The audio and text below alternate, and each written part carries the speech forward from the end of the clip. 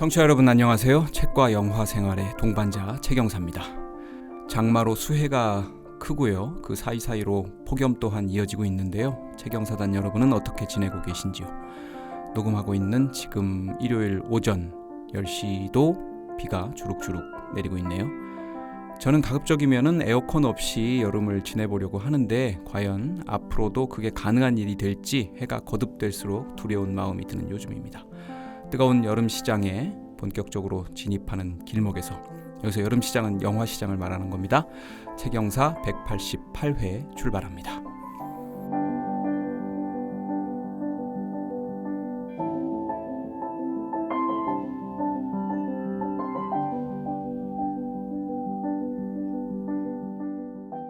자, 오늘도 최경사 멤버 다 모였죠? 자, 라미부터 인사하시죠. 네, 안녕하세요. 라미입니다. 네. 오늘 비가 굉장히 많이 오네요.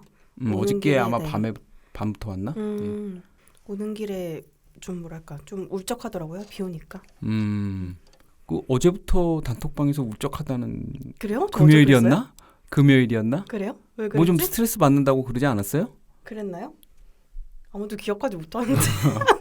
뭐 아무도 말을 안 해. 거기 써 있었잖아 단톡방에. 그 노시스 일단 인사를 하고. 안녕하세요. 그러니까 그거죠. 그러니까 제가 우리 오늘 이거 녹음 끝나고 밥 먹자. 내가 사는 게 힘들다. 그랬더니 라미님이 저돈데라며 그래. 저희 말에 동조해 주셨습니다. 고달파서. 인생이고 고달프고 인간들이 싫다. 인간들이 싫다는 본인 얘기고. 맞아요. 그러니까요. 그게 제 이야기라고요. 그러게 자, 말입니다. 별일 없어요? 이렇게 인간들이 싫다는데 별일 없냐고 물어보는 건 좀 그렇긴 하지만 뭐 없어요? 아우 이따가 어떻게 낮술 가능한가요, 다들 오늘? 가능. 막걸리 한 잔씩 해요. 네. 안군. 네, 저는 비 오는 걸 좋아합니다. 그래서 뭐 좋습니다. 안군은 늘 뉴트럴해. 수해 피해가 난 거는 굉장히 아프지만 비 네. 오는 것도 좋고 저는 해가 쨍쨍한 것도 좋고 구름 끼면은 그늘 있어서 좋고 그럼 날씨에 영향을 받지 않으시나요? 크게 안 받는 성격이에요. 네. 저는 비가 막 온 직후나 아니면 비가 오려고 하는 때 이게 구름이 먹구름이 쫙 있고 아주 밝지도 않고 아주 흐리지도 않고 그 왠지 좀 그런 날씨 있잖아요. 막 흙내 올라올 때 흙내까지는 별로 안 바라고 그냥 좀 어떻게 이렇게 맑을 때, 시정은 맑고 바람은 솔솔 불고 구름은 좀 껴 있고 그런 날씨가 좋더라고요 저는. 네, 그런 날씨. 네, 자 2주의 댓글을 가야죠. 자 2주의 댓글입니다.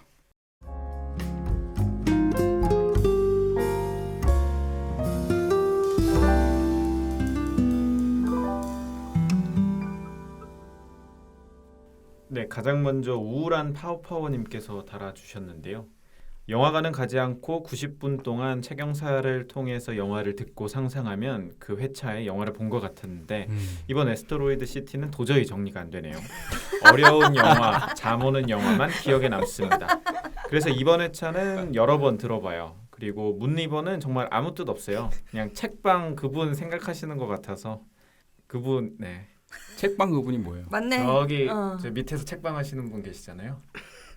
동네 주민들 상대로 네. 서점하고 거기 계시는 한번 책 하나 사장님. 들어가면 이제 베스트셀러가 되는 거 아, 그때 안군 추측이 맞았네요. 네네. 그냥 맥스님 목소리로 문리버 듣고 싶었습니다. 종종 오프닝송 한 번씩 들려주세요라고 달아주셨습니다.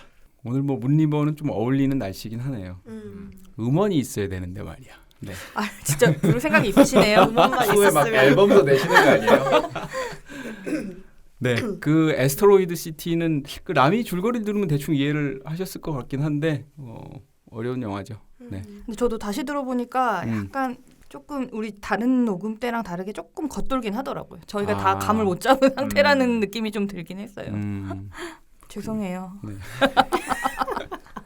네, 다음 댓글은 제이드님이십니다. 라미 줄거리 들으면 뭔가 몽환적이고 SF 영화라는 느낌이 듭니다. 그런데 이렇게나 어려운 영화라면 집 밖으로 나서기 쉽지 않죠. 여러분의 해석만으로 충분히 즐거웠습니다.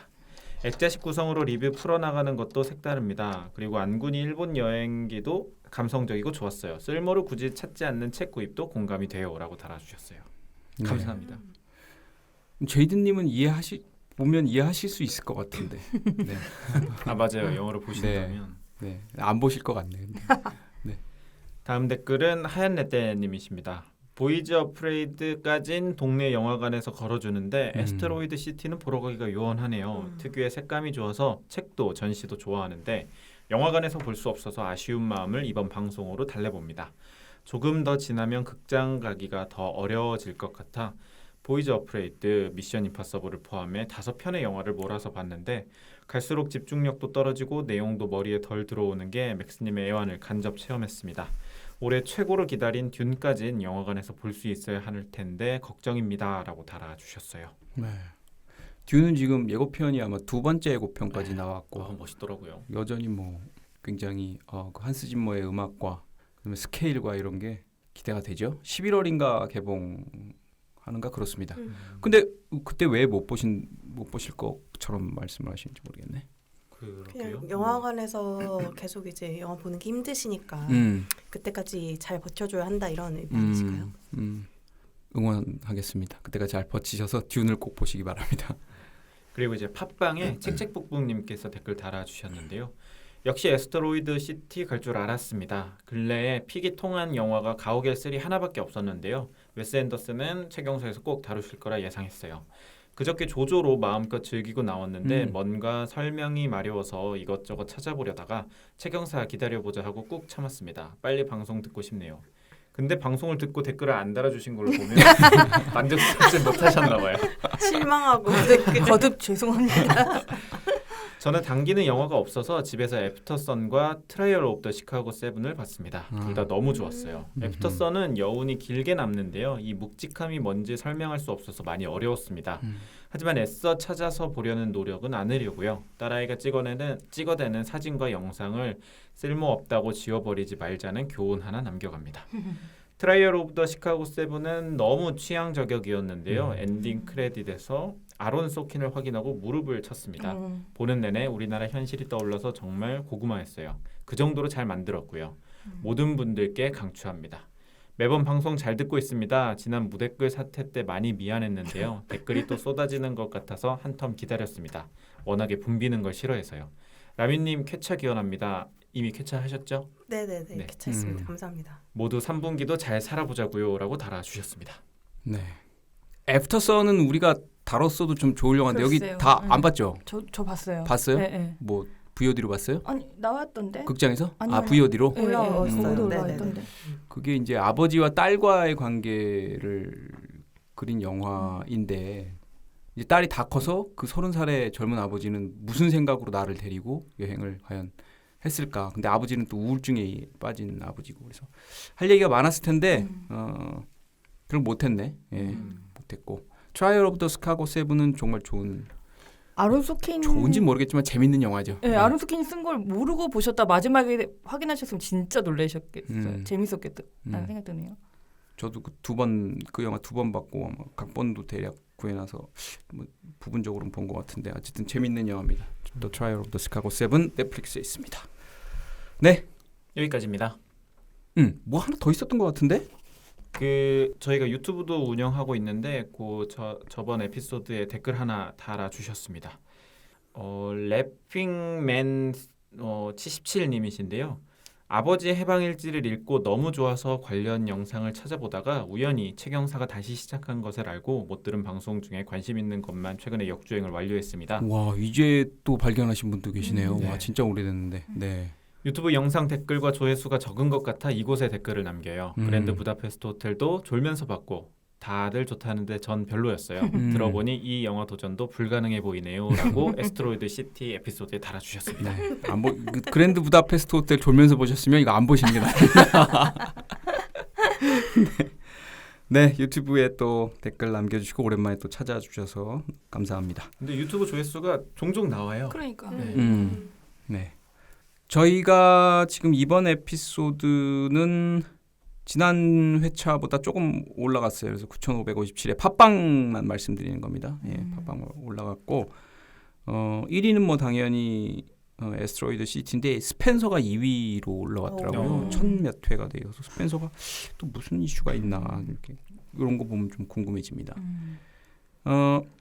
저희 최경사 지금 말씀드린 대로 팟빵 그리고 네이버 오디오 클립 그다음에 구글 팟캐스트는 아니고요. 예, 애플 팟캐스트. 구글 팟캐스트 가시면 과거에 이제 목동살롱이나 그 최경사를 들으실 수 있어요. 아직 신작들은 거기에 안 올라가 있고, 네. 그리고 유튜브에서도 들으실 수 있습니다. 자, 그리고 메일로도 댓글을 주실 수 있는데요. 네, bookmovi42@naver.com으로 메일에 보내주시면 저희가 소개해드리도록 하겠습니다. 네, 인스타 계정으로도 같은 아이디를 써서 우리가 뭘 할지 예고 일주일 전에 어떤 영화를 할지 이렇게 맞춰보는 퀴즈도 내고 또 저희 평점도 올리고 뭐 그렇게 운영을 하고 있습니다. 많이 방문해 주시기 바랍니다. 좆댓구라는 영화 지난번에 소개해드렸는데 그 영화가 은근히 또 괜찮게 나온 모양이더라고요. 예. 어쨌든 그거 부탁드립니다. 좋아요, 댓글, 구독, 네. 알람 설정까지. 네, 알람 설정, 메일도 환영합니다. 자, 2주의 후원 한번 알아보는 시간 갖겠습니다. 2주의 후원은 얼마나 됐을까요? 네, 정말로 여러분께서 후원을 해주셨는데요. 감사합니다.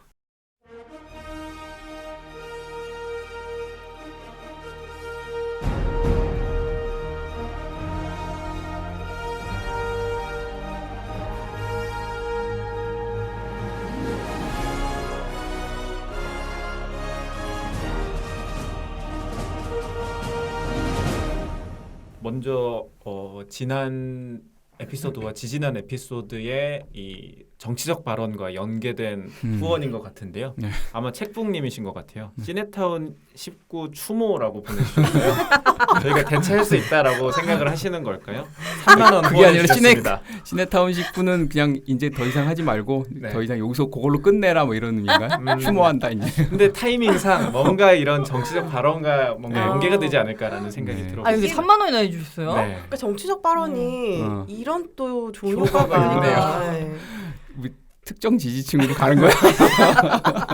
아니 한 명만 상처받으면 되는 거죠. 아니면 어떤 누군가가 또 다른 층을 맡으면 되는 거니까요. 맞아. 네, 3만 원 후원해 주셨습니다. 감사합니다. 감사합니다. 네, 감사합니다. 고맙습니다. 그리고 로사투님께서 맥스님 힘내요 하고 10,000원 후원해 주셨습니다. 이 효과가 있는 것 같은데요. 효과가 있어. 네. 이거 또 뭐 좀 안 좋은 댓글. 마음 상처받고 이제 이거 후원으로 치료받고 이런 식으로.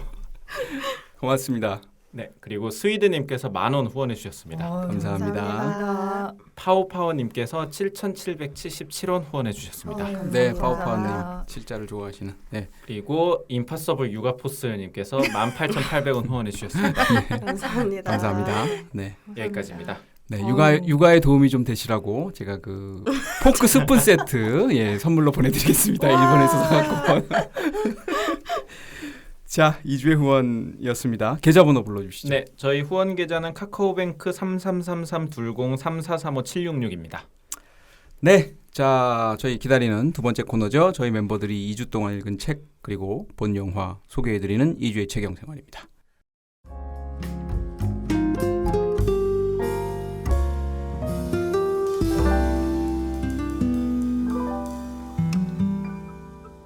누구부터 할까요? 라미? 저는 범죄도시 3편을 오, 극장 가서? 아니요 돈 내고 아. 집에서 네. 큰맘 먹고 봤습니다. 그거 네. 얼마예요 지금? 12,000원 좀 하나? 네, 대여가 12,000원이고 12,000원. 구매가 16,000원이었던 것 대여도 같아요. 12,000원이야? 네, 그래서 대여를 해서 네. 봤고 네. 이게 되게 같이 봤어요? 코니모디님이랑? 저 혼자 봤어요. 혼자 저 봤어요? 혼자 봤고 뭐라고 평가를 하기가 되게 어려운 영화라고 느꼈던 게 그냥 범죄도시 3편이었어요. 그냥 그 이상도 그 이하도 아니고 그러니까 이렇게 시리즈가 그냥 계속 나올 수 있겠구나는 알겠는데 특별한 변화는 없겠구나. 근데 그리고 또 이걸 보고 나서 미션 임파서블을 딱 본 거예요. 그러니까 이게 똑같이 이제 주인공이 빌런을 맞서서 계속 싸워나가는 게 시리즈로 나온다는 면에서 똑같은데 범죄도시는 계속 머물러 있는 것 같아요. 그 뭔가 비슷한 진화하는 빌런과 느낌보다는 비슷한 빌런과 비슷한 상황에서 근데 미션 임파서블은 계속해서 더 강한 빌런을 만나고 더 극한 상황을 만나는 그런 차이점이 있었던 것 같고 막 그렇게 재밌게 보지는 못했던 것 같습니다. 원투를 봤다고 그랬죠? 네네. 저는 원은 되게 재밌게 봤어요. 투부터가 좀 꺾이더니 3편부터는 다음 편을 안 봐도 알 수 있지 않을까 내용을 그런 공교롭게도 느낌이 2부터 있더라고요. 15세가 됐죠. 2는 그래도 재밌었는데 3는 좀 근데 4편은 잘 나왔다고 하더라고요. 그래요? 네. 벌써 나왔나요? 그러니까 다 찍었지 뭐. 아. 네. 4편은 그게 8편까지 다 뭐. 8편까지 한다고 한 거죠? 거죠. 예, 기획은 돼 있고. 그리고 넷플릭스에서 셀레브리티라는 그 시리즈가 되게 맞아. 많이 짤도 돌고 뭐 전효성 이래가지고 연기가 네, 네. 그러니까. 그걸 시작을 해봤는데 사실 아직 끝까지 보지는 못했어요.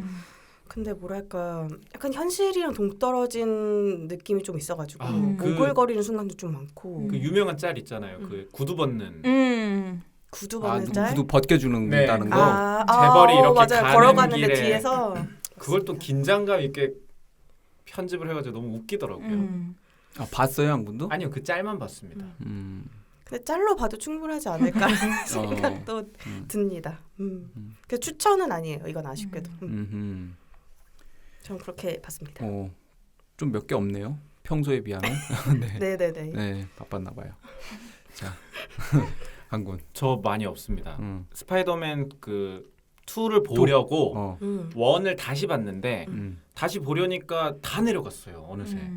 맞아. 아, 스파이더맨 1이 내려갔다고요? 시리즈온 이런 데서? 아니요. 1은 봤고 그러니까 2, 이미 2. 봤고 그러니까 2를 보기 위해서 1을 봤는데 2를 보려고 하니까 지금 다 내려갔어요. 그래서 이거 2 다 그러면은 결국 넷플릭스까지 기다려야 되나 싶은 생각입니다. 이게 있는데 시간대가 다 아침이거나 밤 늦게거나여가지고 박스오피스에서 그래도 아직 10일이고 지난번에 아마 안군이 100만이라고 얘기했는데 그때는 100만이 아니었어요. 80만대 초반인가 뭐 그랬었고 지금 90만 정도 됐어요. 그러니까 생각보다는 길게 지금 그래요? 가고 있는 거예요. 100만이 안 됐고 100만 안 됐어요. 예, 지금 오늘 아침에 보니까 89만이더라고. 그러네. 네.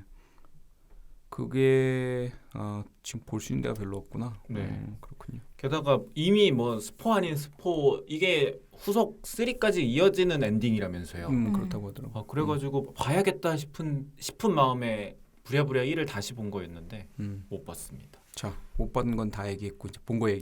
요거 하나 봤습니다. 뭘 봐? 뭘? 스파이더맨 1 다시 봤어요. 1 다시 봤다고? 풀을 보기 위해서 넘어갔다. 빌드업. 네.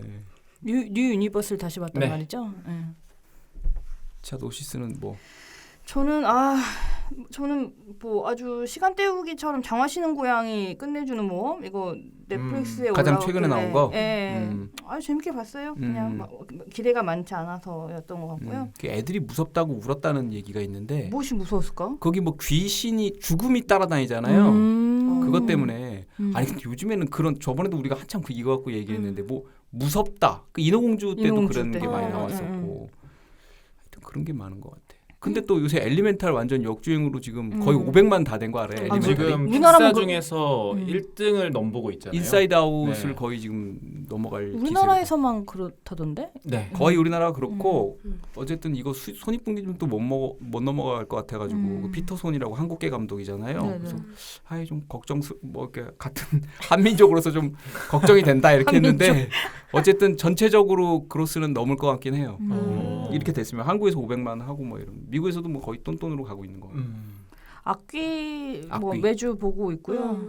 저는 막 그다지 매력적이지 않다 뒤로 갈수록 근데 시청률은 계속 뭐 평타 이상 치고 있더라고요. 이번 주도 11, 12% 했더라고요. 시청률은 근데 확실히 초반에 확 나왔다가 지금 한 10%대 나오는 것 같아요. 계속 거기에 머물러 있어요.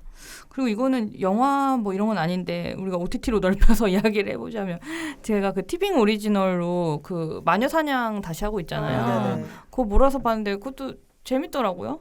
전 추천해요. 그 시즌 2인데 시즌 1 때는 비비가 나왔었는데 여성 패널로 2에 이제 미주 씨가 나왔는데 이 친구도 되게 뭐랄까 재치 있게 똘똘하게 잘 하더라고요. 지금 그 짤이 뜨는 게 OTT에서는 시즌 2가 시작된 벌써 에피소드 4까지 나왔어요. 주제랑 맞아요. 코쿤이랑 되게 뭐예요 이게 근데 지금? 마녀사냥. 그게 뭔데? JTBC에서 옛날 TV에서 했던 거 그리고 약간 이제 리얼리티?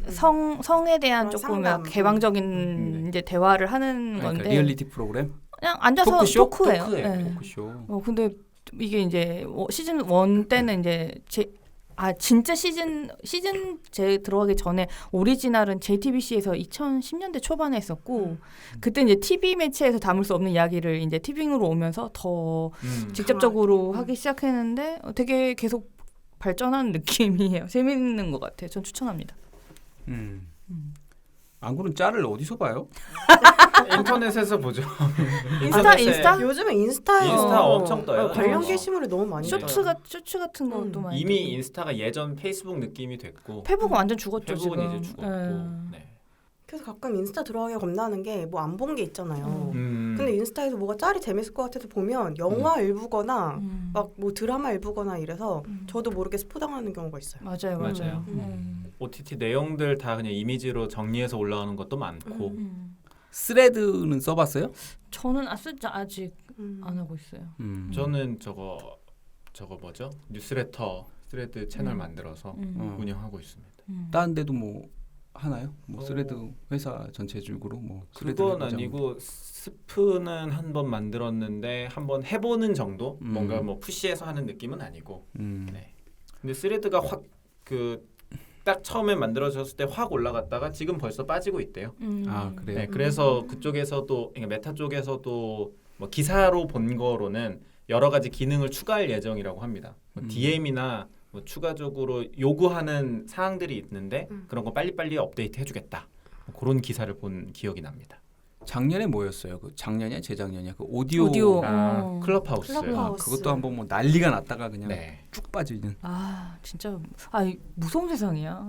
뭔가 그러니까 대체제는 원하는 것 같은데 만족하지 않으면 그냥 싹 빠지는 바로 것 같아요. 버리는 것 같아요, 네. 진짜. 가끔씩 이거 또 다른 소리인데 티빙이나 이런 데 들어가서 보잖아요. 그러면 이렇게 쟁쟁한 스타들이 나오는 프로그램인데 우리한테 언급조차 안 된 오리지널들이 너무 많은 거예요. 넷플이나 티빙에 보면은 진짜 범람하는 시대인데 사람들이 집중하는 컨텐츠나 플랫폼은 한정돼 있다. 진짜. 아니 그래서 요즘에 그 도둑맞은 집중력 얘기가 많이 나오더라고요. 책. 맞아. 그 책. 네, 그래서 막 집중맞은 도둑력이라는 맞아. 소재로 다시 나오기도 하고. 그건 진짜 그거는 편집자가 되게 딱 잘 똑똑했어. 캐치해가지고 트위터에서 그렇게 도니까 재밌네. 그 책도 왠지 조금 땡기네요.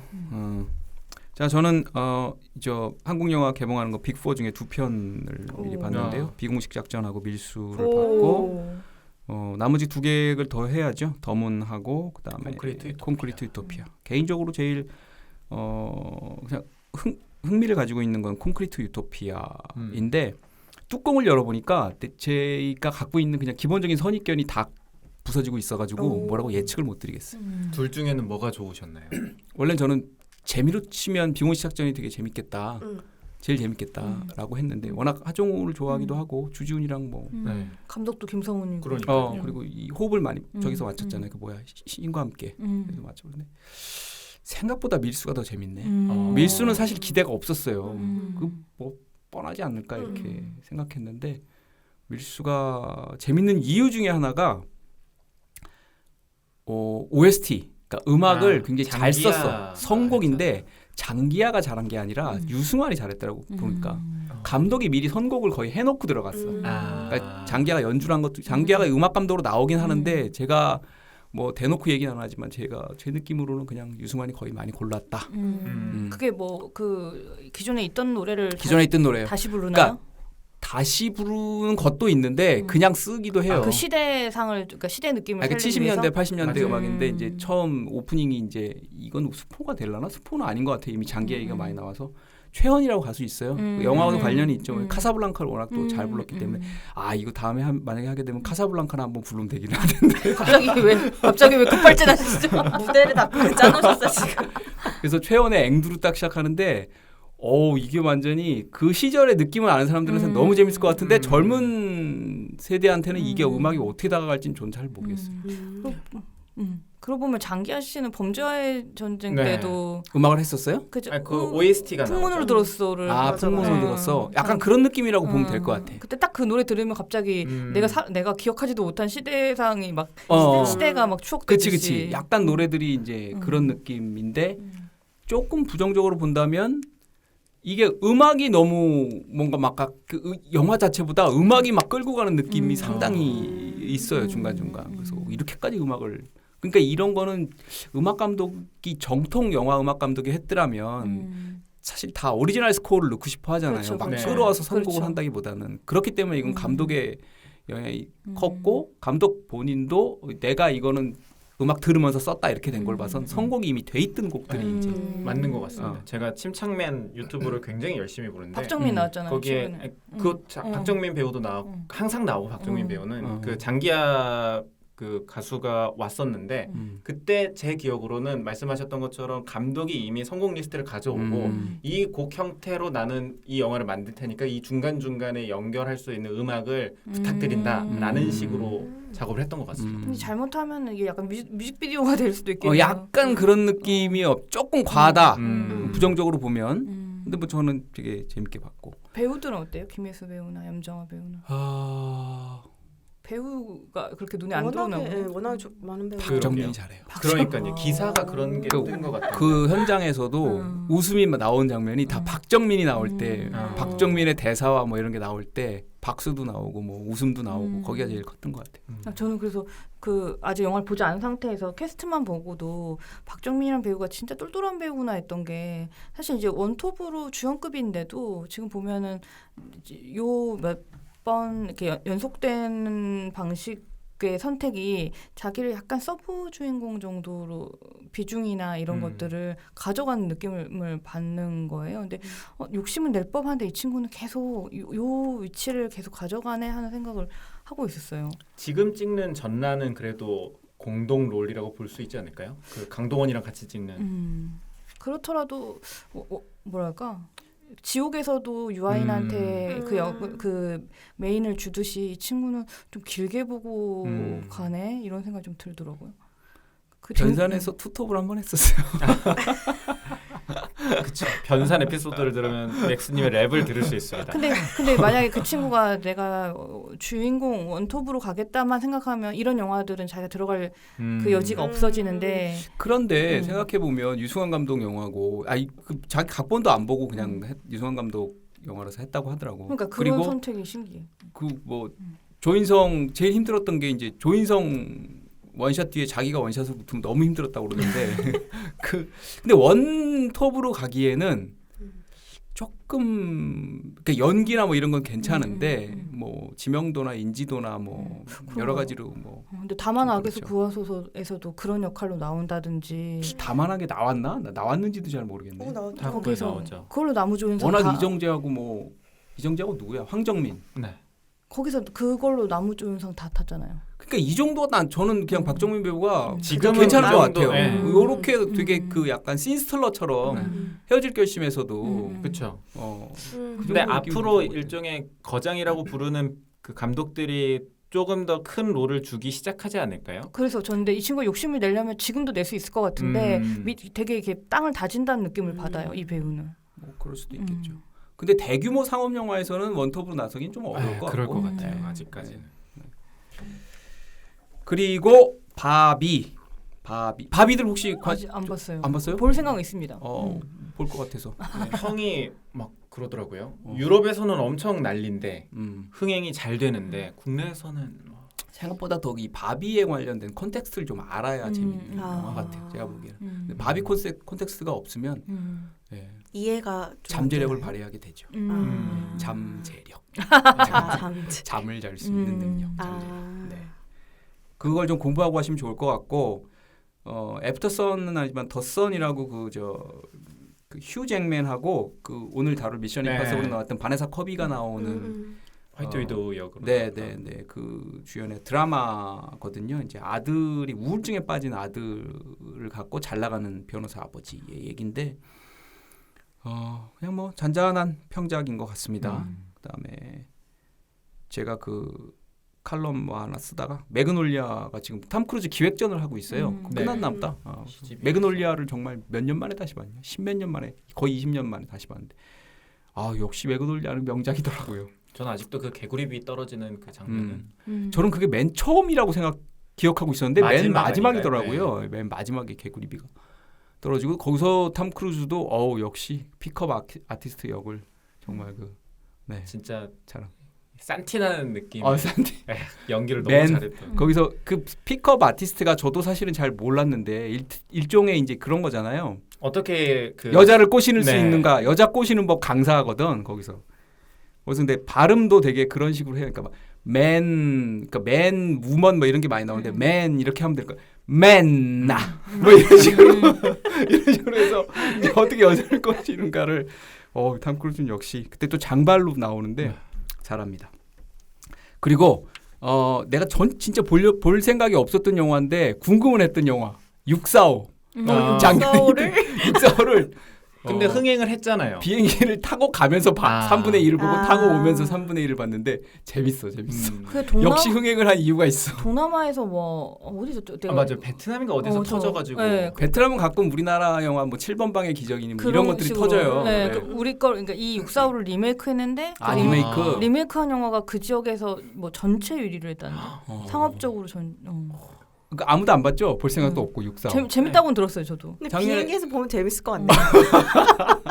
비행기에서 그래서 혼자 되게 낄낄거리면서 봐야겠네. 이거는 감독이 되게 상황극을 잘 쓰는 것 같아요. 되게 재능이 있는 사람 같아요. 진짜 웃겨. 그 상황이라는 것 자체가.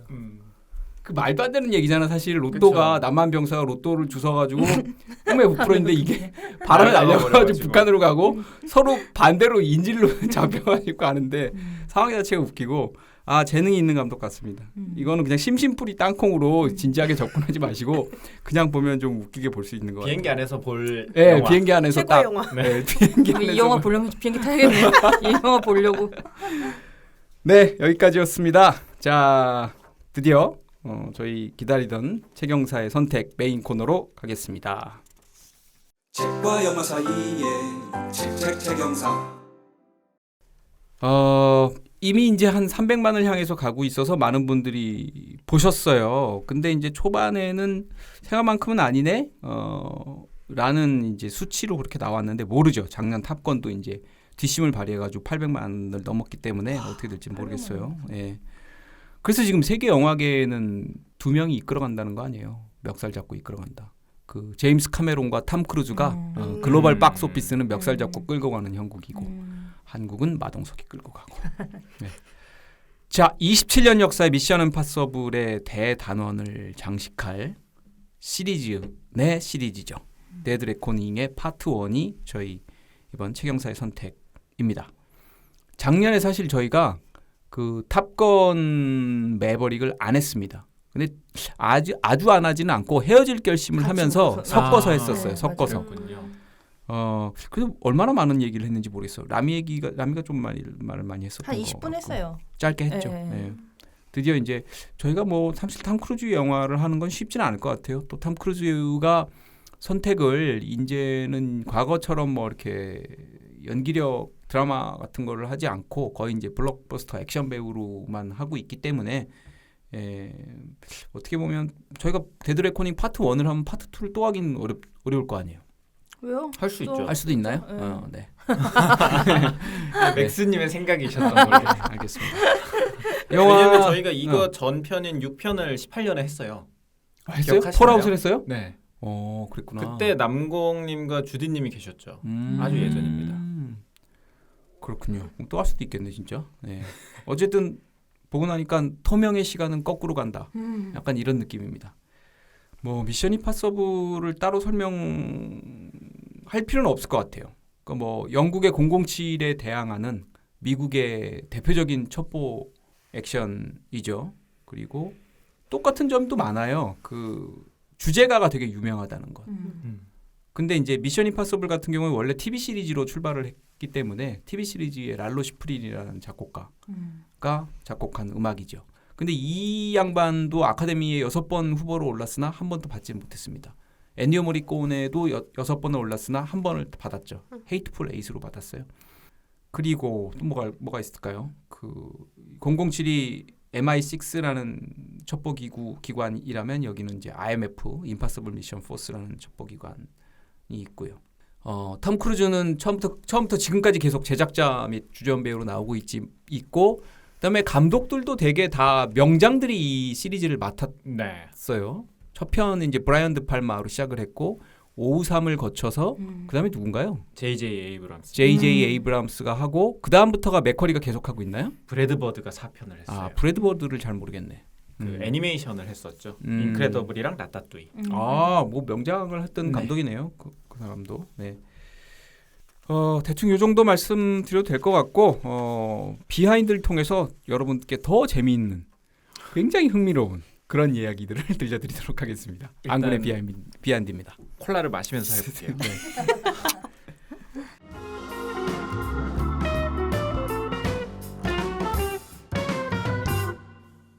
미션 임파서블 시리즈에 대한 비하인드와 데드 레코닝 요번 편에 대한 비하인드를 준비했습니다. 말씀하셨던 것처럼 이 시리즈는 1996년 시작됐어요. 이 프랜차이즈는 사실상 파라마운트 픽처스의 간판이라고 보시면 됩니다. 파라마운트가 뭐 지금은 디즈니로 넘어갔지만 인디아나 존스 시리즈를 가지고 있었고 그리고 트랜스포머 시리즈 그리고 요 미션 임파서블 시리즈가 어떻게 보면은 간판이라고 보시면 될 것 같습니다. 게다가 톰 크루즈는 이 파라마운트 위주로 활약을 하고 있어요. 애초에 제작은 그러니까 톰 크루즈가 제작에 참여한 대부분의 영화는 파라마운트사랑 같이 하고 있더라고요.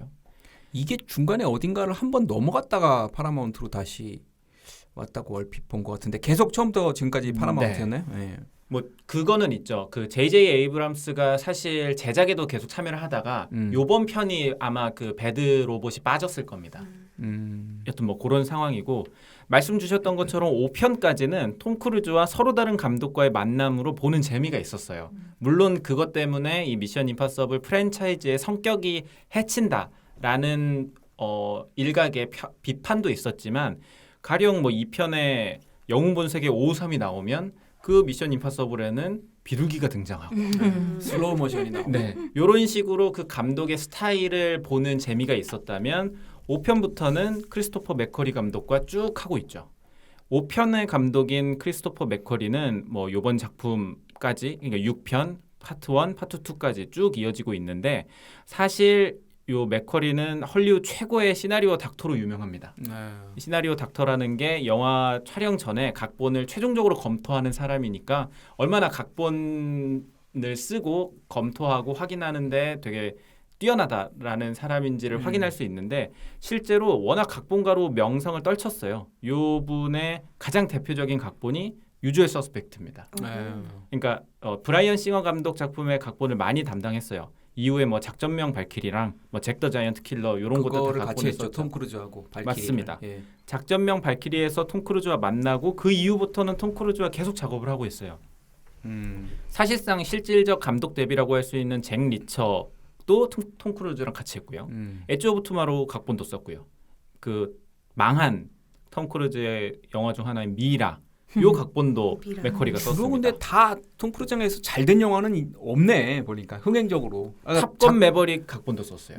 맥커리 그 발키리는 노골적으로 그 상 받으려고 만든 영화라고 난 보지도 않았지만 흥행도 잘 안 됐던 걸로 알고 있는데. 뭐 사실 톰 크루즈랑 그냥 계속 찐친인 느낌, 뭔가 서로 잘 맞는 느낌인 것 같아요. 이 미션 임파서블 시리즈 6편까지 월드 박스 오피스가 36억 달러입니다. 전 세계 프랜차이즈 통계로 보면 한 20위권, 18위 정도 하더라고요. 근데 요번 편까지 포함하면은 지금 더 넘버스 기준으로 월드 박스 오피스가 한 2억 5천만 불 정도 가고 있던데 과연 더 올라갈 수 있을지는 모르겠어요. 이제 두 번째 비하인드는 이제 데드 레코닝에 대한 건데요. 이 제목 자체가 어떤 의미지 하는 생각이 들 텐데 이게 항해 용어입니다. 추측 항법이라는 뜻인데요. 이게 외부 뭔가 시스템을 활용하지 않고 오직 지도상의 출발지 그리고 도착지를 연결하는 그 선만으로 경로를 결정하는 항법을 이 추측 항법이라고 하는데 이게 뭐 처음에 딱 제목만 공개됐을 때는 뭔가 IMF의 도움을 받지 않고 이 팀원들만이 미션을 헤쳐나가야 되는 뭐 얘기를 하는 것인가라는 추측을 했었는데 뭔가 영화를 보신다면 이런 의미로 썼겠구나라는 생각이 드시긴 할 겁니다. 그리고 이번 작품의 제작비가 꽤 많이 들었어요. 꽤가 아니라 정말 많이 들었습니다. 2.9억 달러로 전 세계에서 10번째로 높은 제작비를 기록했어요. 근데 이렇게 제작비가 많이 든 이유가 코로나 때문입니다. 제작 지연이 너무 잦았어요. 그래서 미션 임파서블 그리고 톰 크루즈 영화 중 최고 제작비를 기록했습니다. 원래 개봉하려고 했던 시점은 2021년 7월 23일이에요. 그러니까 2년 전이죠. 근데 밀리고 밀려 올해 개봉을 한 건데 사실 뭐 작년에도 개봉할 수 있었는데 중간에 탑건 매버릭이 끼면서 확 뒤로 밀려난 거죠. 그 왜 해외 토픽 같은 걸로 많이 났었잖아요. 톰 크루즈가 그 스태프한테 막 소리 지르면서 맞습니다. 우리가 돈이 얼마가 들고 이 영화 산업이 얼마나 중요한데 네가 여기서 마스크. 방역 수칙을 안 어기면 지켜가지고. 어떻게 되냐 뭐 그게 바로 이거 찍으면서 그렇게 된 거죠. 맞습니다. 예. 근데 결국 이탈리아 촬영 때 제작진이 코로나 확진돼가지고 그 톰 크루즈가 사비 50만 파운드를 써가지고 격리용 유람선을 구입하기도 했대요. 어쨌든 영화는 찍어야 되는데 격리 시켜놓고 그리고 돌아갈 수 있게. 이런 영향 때문에 캐스팅에도 변화가 생겼습니다. 원래 가브리엘 역에는 니콜라스 홀트가 캐스팅됐다고요. 근데 코로나 때문에 제작이 지연되면서 이 니콜라스 홀트가 그 드라마 제작에 참여하게 돼가지고 변경되었다고 하네요. 그래서 손익분기점이 굉장히 높습니다. 8억 달러예요. 8억 달러. 근데 지금이 2억 달러 넘게 가고 있으니까 될지 모르겠어요. 왜냐면 이게 미션 임파서블 프랜차이즈의 성격상 북미 내수 시장보다 외부에서 더 반응이 좋아요.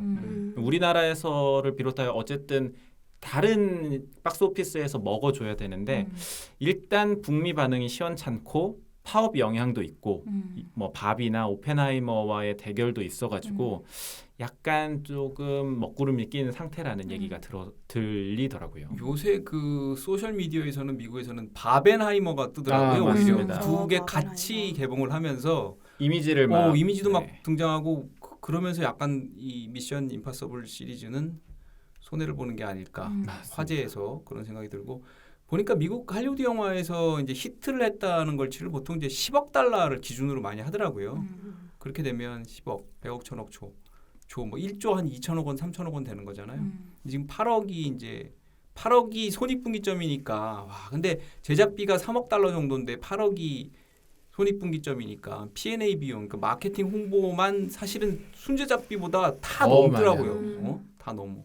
엄청난 거죠. 네. 어쨌든 1편부터 지금 편까지 시간이 정말 많이 지났습니다. 1편이 나왔던 게 96년이에요. 1편을 보셨다면 1편 악역 기억하시죠? 누구였죠? 그 존 보이트라고 안젤리나 졸리 아빠. 네. 당시 57이었어요. 근데 지금 개봉했을 때 톰 크루즈가 61거든요. 시간이 정말 많이 지난 거죠.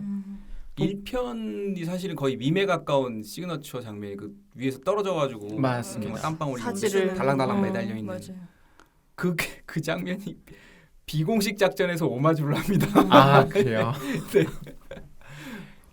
참 아날로그틱하게 하죠, 근데. 네. 뭐 톰 크루즈는 이번 데드 레코닝 파트 1, 파트 2로 이제 에단 호크가 출연하는 마지막 작품이다라는 얘기를 하고 뭐 여러 가지 비하인드가 있는데 하나만 추가로 말씀을 드리자면 사실 이번 작품 오프닝 시퀀스가 따로 찍어놓은 게 있다고 해요. 그러니까 과거 1989년으로 시작하는 오프닝 시퀀스였다고 해요. 근데 최종 저희가 본 영화에는 잠수함? 간단한 회상 정도로만 나오고 잠수함으로 시작을 하죠. 회상 뭐 나오죠? 잠수함 나오기 전에? 잠수함 나오기 전이 아니라 그 일종의 가브리엘을 생각할 때 그냥 회상 속으로 가브리엘이 그 여성을 그쵸. 죽이는 장면만 나오는데 요 부분이 사실 좀 긴 오프닝 시퀀스였다고 해요. 당연히 그 시절에 톰 크루즈를 그려내기 위해서 디에이징 기술을 썼는데 만들고 보니까 그 젊은 모습의 톰 크루즈만 눈길이 가더래요. 지금 연기하는 사람들보다는 그 모습에만 집중을 하게 돼서 감독이 잘랐다고 합니다. 네, 뭐 그리고 뭐 톰 크루즈와 함께 7편 모두 개근하는 배우가 한 명 있습니다. 누굴까요? 사이먼 페그? 아닙니다. 아니야, 그 사람 말고 그 해커. 맞습니다. 네. 그 루터 역으로 나오는 빅 라메스가 7편 모두 개근을 했고요. 음.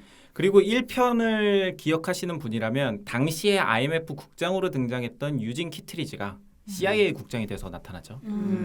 그리고 이거 보면서 다시 찾아보니까 1편에서 유진 키트리지와 톰 크루즈가 만나는 장면처럼 그 요번 영화에서 만나는 장면에서도 굉장히 유사한 앵글을 많이 썼더라고요.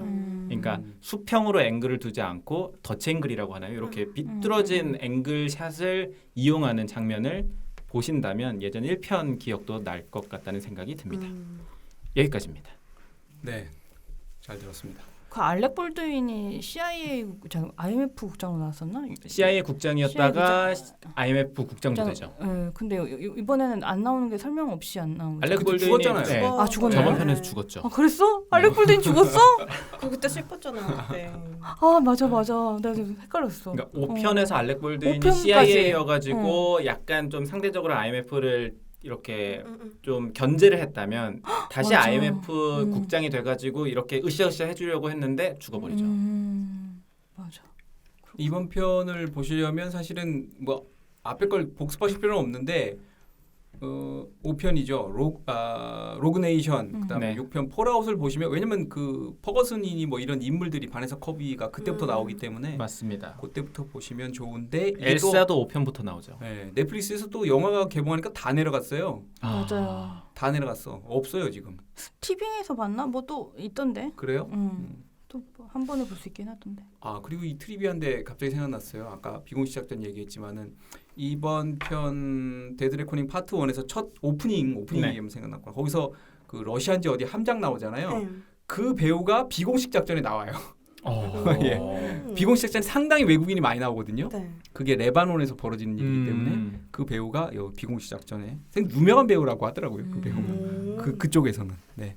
아 그리고 오프닝 시퀀스 얘기하니까 그 스무스하게 변경되는 거는 어떠셨나요? 원래 러시아 자막 나오다가 러시아인 배우들이 영어를 쓰잖아요. 맞아. 맞아요. 그런 식으로 스무스하게 연출로 했는데 그랬구나. 나도 보면서 이상하다고 생각했어요. 처음에 영어 자막이랑 한글 네. 자막 같이 한 두세 번 나오다가 갑자기 그다음부터는 이제 영어로 얘기를 시작하죠. 하니까. 예. 그냥 그런 식으로 연출을 했대요. 아 그랬구나. 네.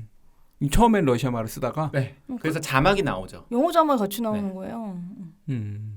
저는 오히려 좀 어색하다고 느꼈는데 영어 들으면서부터는. 그러니까 저도 딱 음. 왜 바뀌었지라는 생각이 들면서 왜 저렇게 했을까라는 생각이 들었습니다. 역시 세심하네. 자, 라미의 신업을 통해서 줄거리를 알아보도록 하겠습니다.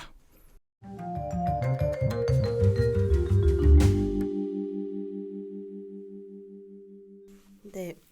미션 임파서블 이 영화는 제가 고민을 해봤는데 줄거리가 사실 되게 많습니다. 스토리는 많고 등장인물도 많고 그래서 어떻게 소개를 드리나라고 생각을 하다가 일단 이게 파트 1이에요. 심지어 파트 네. 2가 나올 예정이기 때문에 사실 결말도 나오진 않습니다. 근데 대략적으로 파트 1이 어떤 배경과 흐름으로 가고 있고 그다음에 파트 2는 어떻게 맞이해야 될지 좀 이런 부분을 중심으로 준비를 해봤고요. 이게 일단, 근데 라미 뭐 그냥 아무 생각 없이 보면 쭉 아무런 뭐 장애 없이 그냥 보긴 하는데 생각보다 조금 복잡하긴 해요. 그죠? 그렇죠. 그렇지 않아요? 네. 나눠지고 배경도 누가 굉장히 갖고 자주 있고. 바뀌고 등장인물들 많이 얽혀 있어가지고 그다음에 이게 스포야? 그 빌런이 사람이 아니잖아요. 그렇죠. 네, 그래서 이게 상당히 내용이 어떻게 보면 또 복잡하게 따지면 또 복잡하더라고요. 예. 그래서 빌런이 사람이 아니라는 점에 조금 초점 맞춰가지고 알려드리려고 합니다. 네. 일단 그냥 한마디로 말씀드리면 이번 영화는 항상 임파서블한 임무를 수행하는 IMF 요원 에단 헌트가 역대 인간 빌런들을 뛰어넘는 AI로부터 세상을 구해내는 이야기입니다. 영화는 베링의 바닷속에 한 잠수함을 비추면서 시작을 해요. 이 잠수함은 러시아의 신형 잠수함인 세바스토폴로 완벽한 스텔스 기능을 가지고 있어요. 그러니까 다른 탐지 체계가 전혀 이 잠수함을 찾아낼 수가 없는 겁니다. 그래서 이 잠수함의 메인 컴퓨터에는 2개의 열쇠를 결합해야만 접근할 수가 있게 만들어져 있는데요. 갑자기 근데 메인 컴퓨터에 이상이 생기면서 세바스토폴은 자신이 쏜 어뢰에 격침을 당해버리고 그다음 거기 조원들이라고 하나요? 승조원. 네, 승조원들이 모두 다 사망한 채 깊은 바닷속으로 사라져버립니다. 시간이 지나서 에단 헌트, 톰 크루즈에게 도착한 IMFS의 미션. 앞서 잠수함의 메인 컴퓨터를 작동시켰던 열쇠 2개를 찾아오라는 지령이 내려옵니다. 그리고 이제 톰 크루즈에게는 이 열쇠 용도에 대해서는 궁금해하지 말라고 그냥 찾아오기만 하면 된다고 경고를 하죠. 하지만 그냥 그렇게 넘어갈 톰 크루즈가 아니죠. 위장 가면을 쓰고 미국 CIA 본부에 잠입을 해서 이번 미션은 엔티티라는 초강력 인공지능 때문에 시작됐다는 걸 알게 됩니다. 엔티티는 자가학습을 통해서 엄청나게 발전을 한 상태였는데 디지털화되어 있는 것 모든 것에 접속할 수가 있고 또 해킹도 할 수 있고 또 전 세계 정보기관 데이터에도 이미 접속한 상황입니다. 또 당연히 CCTV나 위성에도 접근할 수 있어서 데이터를 변조하는 일에도 능숙해요. 그런데 이 엔티티를 막을 방법이 딱 한 가지밖에 없습니다. 이제 초기에 소스 코드가 담긴 이 잠수함 세바스토폴에서 2개의 열쇠를 모두 모아서 작동을 시키고 여기서 제거를 해야만 하는 거예요. 그래서 이 때문에 정부에서는 이제 톰 크루즈한테 이 열쇠를 찾아오라고 지령을 내린 겁니다. 사실상 엔티티를 없앨 수 있다는 건 제어할 수 있다는 거고 이 초강력 AI인 만큼 강대국들은 이 엔티티를 제거하기보다는 선점해서 자기네가 이제 더 강한 나라가 되겠다라는 게 목표였거든요. 미 정부 역시 비슷한 생각을 가지고서 톰 크루즈에게 이런 미션을 준 거였습니다. 모든 사실을 알게 된 톰 크루즈는 이 열쇠가 다른 사람의 손에 넘어가서는 안 된다는 거를 확신합니다. 그리고 자신이 직접 없애기로 마음도 먹죠. 하지만 똑똑한 AI 엔티티가 이를 두고 볼 리가 없습니다. 이 에단의 그 옛 동료이자 스승과 다름없는 가브리엘이라는 이 인간 남성을 자신의 대리인으로 삼아서 자신의 약점인 열쇠 2개를 먼저 선점하려고 합니다. 그래야지 자기가 사라지는 거 막을 수가 있으니까요. 이 톰 크루즈의 가장 소중한 친구들을 위협하고 또 방해되는 인간들도 모두 제거해버리는 엔티티. 이제 톰 크루즈는 자신의 IMF 동료 그러니까 벤지, 루터, 일사 등 열쇠를 소매치기 여기다가 열쇠를 소매치기 하려고 했던 이제 그레이스라는 여성 새로 이번에 합류를 하게 되는데요. 이 여성을 보호하면서 엔티티보다 먼저 열쇠를 손에 넣어야 하는 극한 상황에 처하게 된 겁니다. 하지만 늘 그렇듯 극한 상황일수록 뛰어난 기지와 능력을 발휘하는 톰 크루즈는 절벽에서도 뛰고 달리는 열차에서도 싸우고 매달리고 하면서 열쇠를 모두 손에 넣고 엔티티를 제거하기 위한 2번째 여정을 준비합니다. 그렇게 시리즈 중 첫 번째 파트인 이 영화는 베링의 침몰한 세바스토폴의 모습을 다시 비추면서 막을 내립니다. 네, 잘 들었습니다. 어쨌든 이 영화를 보면서 미션 임파서블이 어쨌든 27년이나 했지만 계속 그 트렌드나 새로운 화제거리를 반영하고자 노력을 한다는 느낌을 받았고요. 왜냐하면 그 엔티티라는 또 AI가 빌런으로 등장을 한다는 것 자체가 뭐 고전적인 시리즈이긴 하지만 그래도 계속 뭔가 업데이트를 해가고 있다 이런 생각이 많이 들었어요. 게다가 만들어질 때는 지금처럼 생성형 그러니까. AI나 GPT가 막 유행이 아닐 맞아. 때였는데 네. 대단한 것 같아요. 네, 챗GPT가 나오기도 심지어 전인데 이런 얘기를 반영해서 얘기를 했다는 게 정말 그 뭐 작품성을 떠나서 엔터테인먼트를 하는 사람들은 끊임없이 또 할리우드에서 노력을 하고 있구나 이런 생각도 좀 들었습니다. 라미가 줄거리를 잘 정리를 해줬는데 사실 이 영화는 결론이 너무나 정해져 있고 늘 에단 헌트는 해내고 미션 파서블로 만들기 때문에 그게 중요하다기보다는 그걸로 가는 것들이 어떻게 잘 짜임새 있게 액션과 그 다음에 뭐 속임수 특히 이제 시그너처잖아요. 이 얼굴 가면 가죽 벗기는 거 이런 것들이 잘 촘촘히 구성이 돼 있는가가 중요한 영화죠. 예. 다들 극장은 어느 관들에서 봤어요? 극장. 저는 주말에 아빠 모시고 가서 보느라 여수 웅천 CGV에 갔습니다. 여수 웅천 CGV 뭐 IMAX나 뭐 이렇게 특별관은 아니고 요번 영화가 제가 알기로 저 돌비랑 맞아요. 그게 들어갔다고 해서 전 돌비관에서 봤습니다. 돌비관에서. 네. 라미노. 저도 그냥 일반관, 템퍼관. 또 템퍼관 갔어요? 거의 무슨 누워서 보는 거 맨날. 되게 좋아하는 거예요. 누워서 보는 거. 굉장히 좋아요. 근데 한번 보시면은 진짜로 누워서 봐요? 진짜 누워서 봅니다. 누워서 보면 어떻게 봐? 누워서 어떻게 보지? 근데 이제 템퍼가 완전히 이제 다 제껴져 있는 게 아니라 움직이는 의자예요. 그래서 자기가 원하는 각도로 맞추고 그다음에 이렇게 기대가지고 발 뻗고 이제 앞에 스크린 딱 보는 거죠. 집에서 보는 것 마냥 굉장히 편하고 템퍼관이 많이 없잖아요. 집이 근처에 있어요? 집 근처에? 저 압구정에 있고 어제는 여의도에 갈 일이 맞아요. 있어가지고 여의도 여의도에서 봤는데 여의도는 템퍼건이 작아요. 그런데 그냥 괜찮더라고요. 가격은 어떻게 돼요? 가격은 비쌀 제가 알기로 인당 2만 원, 그래요? 3만 원 비싸다고? 넘나? 음. 사실 제가 결제를 안 해서 이랬는데 뭐 10만, 죄송합니다. 10만 원이 하는 거 아니에요? 반성하겠습니다. 포니모지님. 이불도 주나요? 이불은 있어요. 담요 같은 게 담요 있어요. 같은 네, 거? 그리고 슬리퍼도 있고 그래가지고 진짜 잘 수도 왜 있겠다. 비행기처럼 진짜 잡니다. 옆에서 코니모지님은 거길 좋아하는 이유가 자려고 하는 것 같아요. 그 옆에 조그만 스탠드도 있고 음료도 주고 굉장히 좋아요. 화면이 큰 거 뭐 크면 좋지만 그렇게 중요한 것 같지는 않고 아이맥스로 안 찍었잖아요. 아이맥스로 안 찍었죠. 음악은 저는 굉장히 다른 시리즈에 비해서 막 박진감 넘치고 신나진 않는데 긴장감 넘치는 음악이 계속 이제 나오는데 음악이 괜찮았던 것 같아요. 저 사실 2번 봤는데 그 하나는 아주 큰 국내에서 제일 가로가 긴 그 롯데시네마 월드타워 슈퍼플렉스에서 봤는데 조금 힘들었던 게 이게 한눈에 안 들어. 스크린이 너무 커가지고 그리고 그 앞뒤 거리가 짧거든요. 저번에도 한번 이 말씀하시지 않았어요? 그래가지고 좀 힘들어서 줄거리 파악이 좀 덜 됐던 면이 있고 두 번째 간 건 좀 과연 그것 때문일까요?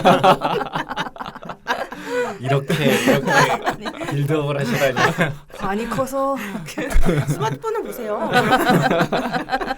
그래서 좀 300석짜리에서 다시 한번 봤어요. 그랬더니 이제 줄거리 파악도 좀 되고 뭐 그 정도에서 봐도 큰 지장이 없고 재밌게 보는. 저는 그래서 극장이 그렇게 클 필요는 없다. 한 300석, 200석만 해도 집의 스크린에 비하면 엄청 큰 거잖아요. 그렇죠, 맞아요. 그렇죠. 사운드가 오히려 더 중요하다. 스크린 크기보다 그런 생각이 들어요. 물론 이제 오펜하이머 이런 거는 좀 큰 맛으로 아이맥스 카메라로 찍었으니까 네. 아이맥스에서 보면 좋겠죠. 자, 어떻게들 봤는지 총평부터 들려드리도록 하겠습니다.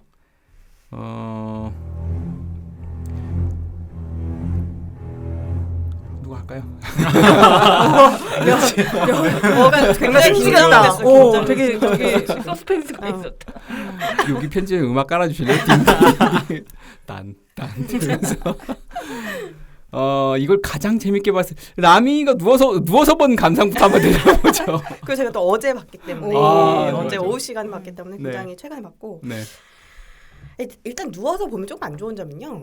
집중력이 좀 떨어져요. 그러지. 왜냐면 왜 이게 다들 오늘 빌드업 불편한 상태에서 딱 영화 봐야지라고 하고 보는 거랑 또 주변에 사람들이 있으면은 딴짓을 안 하게 돼요. 혹시 그쵸. 제가 불편 줄까봐. 근데 템퍼건 2명이 딱 있고 벽이 있어서 벽이 있어요. 네, 벽이 옆이랑? 있어요. 그래서 제가 사실 여기서 막 화면을 어둡게 하고 핸드폰을 해도 안 보인다. 그래서 조금 뭐 시계를 본다든지 그런 행위들을 좀 할 수 있는 그래서 집중력은 떨어지지만 어쨌든 저는 집중해서 열심히 하고 그냥 톰 크루즈가 저는 어떤 장면이 가장 기억에 남냐면은 트러스트미라고 하면서 그레이스한테 엄청 소리를 질러요. 제발 나 좀 믿으라고 하면서 열차 안에서 열차 안에서도 마지막에. 소리를 지르고 막 도망갈 때도 그렇고 자기 믿어달라고 막 그렇게 호소를 하는데 그게 저한테 하는 말 같았어요. 이 영화를 믿어라. 이 영화를 믿어라. 그래서 전 처음에도 되게 신기했던 게 처음에 시작을 할 때 그 IMF 신입이 딱 들어오잖아요. 톰 크루즈 집에. 그래서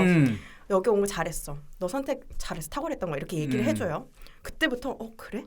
이 영화 선택 괜찮다고 얘기를 해주는 것 같은 거예요. 그러고 나서 기차에서 막 트러스트미 쓰면 막 소리 지르니까 그래 저 남자라면 그래 저 남자의 영화라면 내가 한번 믿어도 되겠다는 생각이 들고 이거 뭔가 색다른 해석인데 그럴싸한 해석인데. 그죠? 약간 앞에 부분 좀 그렇지 처음부터 않아요? 너 합류 잘했어. 너는 극장 잘 왔어.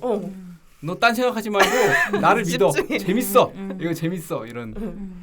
그래서 이제 저는 집중력을 잃지 않고 톰 크루즈를 믿고 집중해서 열심히 봤습니다. 근데 조금 길긴 길었어요. 사실 이 영화를 제일 길어요. 네. 2시간 43분. 네. 가장 길죠. 제작비도 가장 많이 들었고. 한 편에 넣으면 아마 엄청 길었을 텐데 2편으로 굳이 잘랐어야 되나?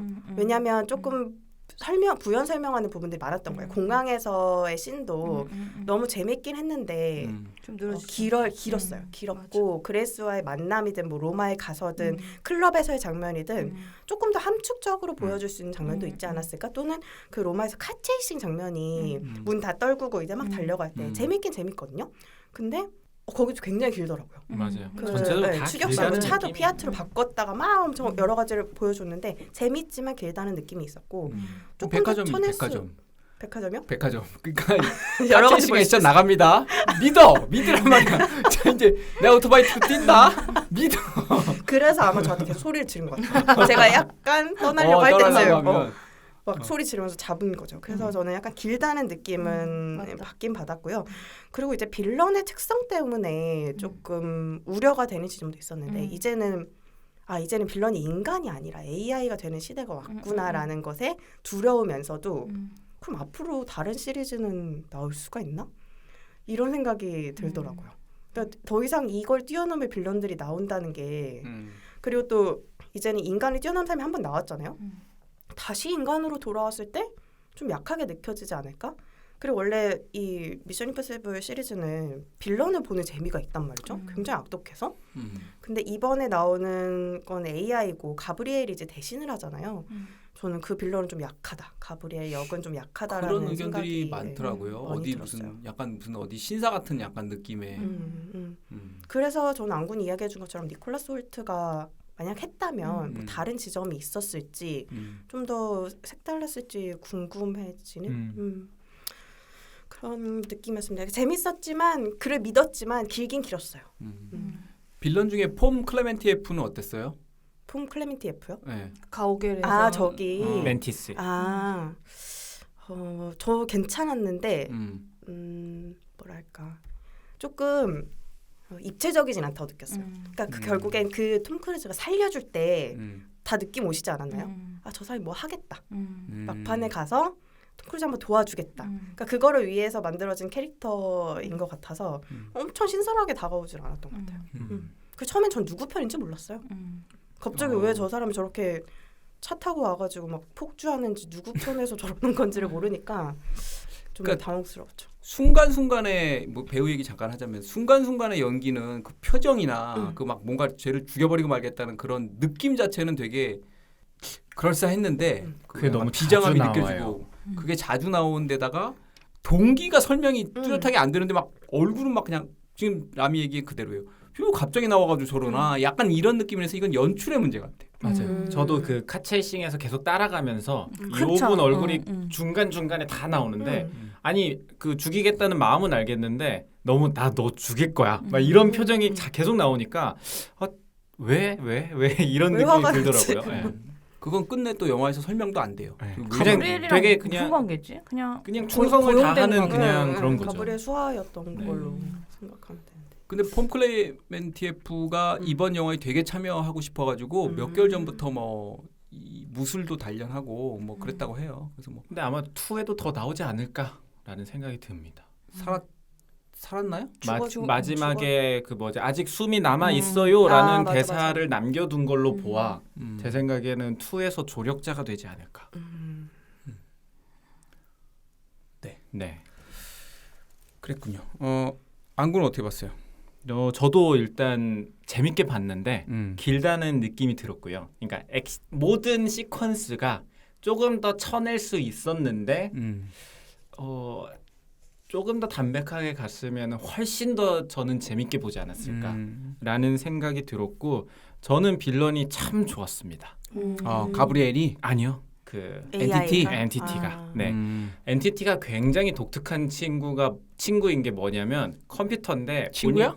그러니까 아니 저는 그러니까 이런 역시 이과. 이 빌런을 되게 잘 묘사했다고 느낀 게 첫 번째 그 잠수함 시퀀스인데 잠수함에서 순간 실수가 나와서 바로 업데이트하는 장면이 나와요. 맞아. 그러니까 원래라면 이 위치에 있어야 되는데 이 위치여야 합니다 하는 순간 스크린이 바뀌면서 가까워지거든요. 그 얘기 자체가 지금 이 순간 학습해가지고 바로바로 할 수 있는 존재다라는 거를 각인시켜 주는데 이 녀석은 뭔가 스스로가 이미 대단한 게 아니라 계속 학습하는 AI다라는 거를 첫 번째에 딱 보여주고 중간이 아니라 그 다음에 바로 나오는 공항씬에서도 이를테면 주인공 무리들을 유린하잖아요.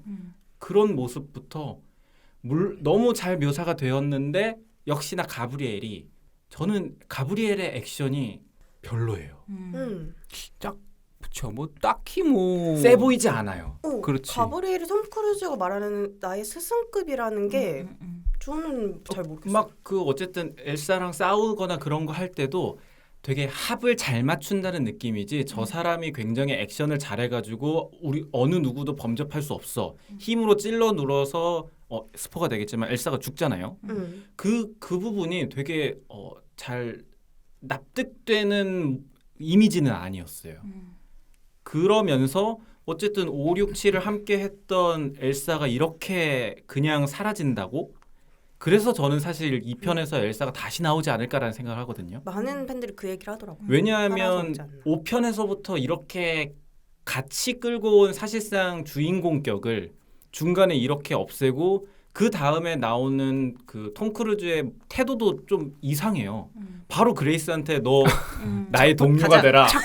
아니, 그래 이거 자체가 바로 버리고 아니 그 전까지 막 옥상에서 막 서로 이렇게 보면서 저 진짜. 물론 사실 그런 식으로 조금 더 과거보다는 애정의 모습이 보이길래 이거 사망 플래그인가 싶기도 했지만 그런데도 너무 이 퇴장하는 캐릭터에 대한 배려가 안 돼 있는 걸로 보아. 만약에 이렇게 끝나면 2편에서 굉장히 화가 많이 날 것 같고 그래서 아마 2편에서 어느 정도 이 캐릭터가 다시 등장하지 않을까 하는 기대감을 가지고 있습니다. 그런 거 보면 사실은 이게 좀 이번 편이 지금 뭐 라미나 안군이나 라미 특히 이제 좀 시퀀스들이 이제 길었다라고 얘기하는데 그 긴 거에 더해서 사실은 그 전에는 이제 여주인공이 이제 약간 원탑성의 여주인공이었다면 이번엔 또 헤일리 웰하고 그다음에 이 레베카 퍼거슨인가요? 네. 레베카 퍼거슨도 있고 뭐 이렇게 해서 좀 약간 세 명이 더블 나오죠. 캐스팅이 돼 있는 것 같은 막 그런 더블 캐스팅이 동시에 나와 있는 것 같은 막 이런 느낌이 좀 있죠. 게다가 사실상 이번 영화는 그레이스에게 바통을 넘겨주는 영화라는 느낌이 들 정도로 그렇죠. 저는 아까 라미님 말씀하셨던 웰컴 IMF가 나 이제 은퇴하고 다음 IMF 요원들을 위한 장을 만들어주겠다라고 선언하는 영화라고 인식했는데 그레이스한테 어쨌든 우리 팀으로 들어오게 하고 이제 유진 키트리지한테도 그 선택을 받아들이겠다고 하는 걸로 보아. 미션 임파서블이 에다는 은퇴하더라도 그레이스로 뭔가 이어갈 수 있는 뭔가 여지를 두는 것인가? 그러지 않고서야 그레이스가 이렇게 많이 나올 이유가 있나라는 저는 생각이 그런 들었어요. 해석도 봤어요. 에단이 이번 편에서 마지막에 죽는다. 네. 그래서 아마 그레이스가 이어가지 않을까. 데드 레코닝을 마지막으로 죽는다. 근데 007이 이제 그런 007의 길을 가는 건데 그러면 네. 글쎄요. 톰 크루즈가 없는 미션 임파서블이 얼마나 의미가 있을지는 잘 모르겠네요. 여튼 뭐 그런 생각이 들었어요. 네. 루시스 어떻게 봤어요? 언제 봤어요? 제가 지금 본지 한 일주일이 돼버려 갖고 나도 지금 좀 약간 그거 하네 아득하네 지금 지금 아까 말씀하신 다들 빌드업. 아니고 말씀하신 거 들으면서 그래도 많이 떠올랐어요. 일단 다 똑같은 것 같아 느끼는 건. 그러니까 짜임새를 갖추려면 길이가 좀 짧았어야 된다. 지금 조금 모든 장면에 늘어지는 감이 있었고 그러다 보니까 연출에서 보여줄 수 있는 샤프함 같은 게 좀 떨어졌다. 사실 뭐 미션 임파서블이나 007이나 그 화면 전환할 때 그러니까 뭐라 그럴까 뭐라고 해야 될까?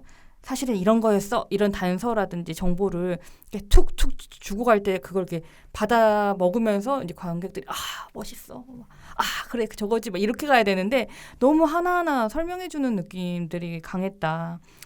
그래서 그리고 또 이거는 스토리의 문제로 있었던 것 같은데 그 부분이 이제 특히 설명을 많이 하죠. 그러니까 톰 크루즈가 잠입해서 듣는 장면에서 구구절절히 이래선 이렇고 저래선 저렇고 쫙 설명하잖아. 그런 거 그냥 내가 느끼게 해줄 수는 없었나? 그냥 내가 알아먹게 그냥 내가 좀 능동적으로 알아먹게 할 수는 없었을까? 이런 생각이 들고 그러니까 스토리적인 면에서는 소재 부분이 있었던 것 같아요. 그러니까 이번에 그레이스의 직업이 소매치기잖아요. 네. 그리고 아무래도 지금 저희 아버지가 우리 60 넘은 아버지가 영화 끝나자마자 아니 저놈의 열쇠가 뭔데 AI 나오고 엔티티고 뭐고 막 저 첨단의 시대에 저 열쇠 하나 가지고 막 너무 뭐라 그럴까? 조금 이걸 아날로그로 이야기하기에는 조금 결이 좀 달라져 버리는, 그러니까 되게 미래 사회, 막 인류의 미래, 최첨단을 이야기하는데 그 열쇠 두 개를 막 구하려고 막 그러고 있다는 게 가끔씩 현타가 오는 설정상에 조금 문제가 있었던 것 같고.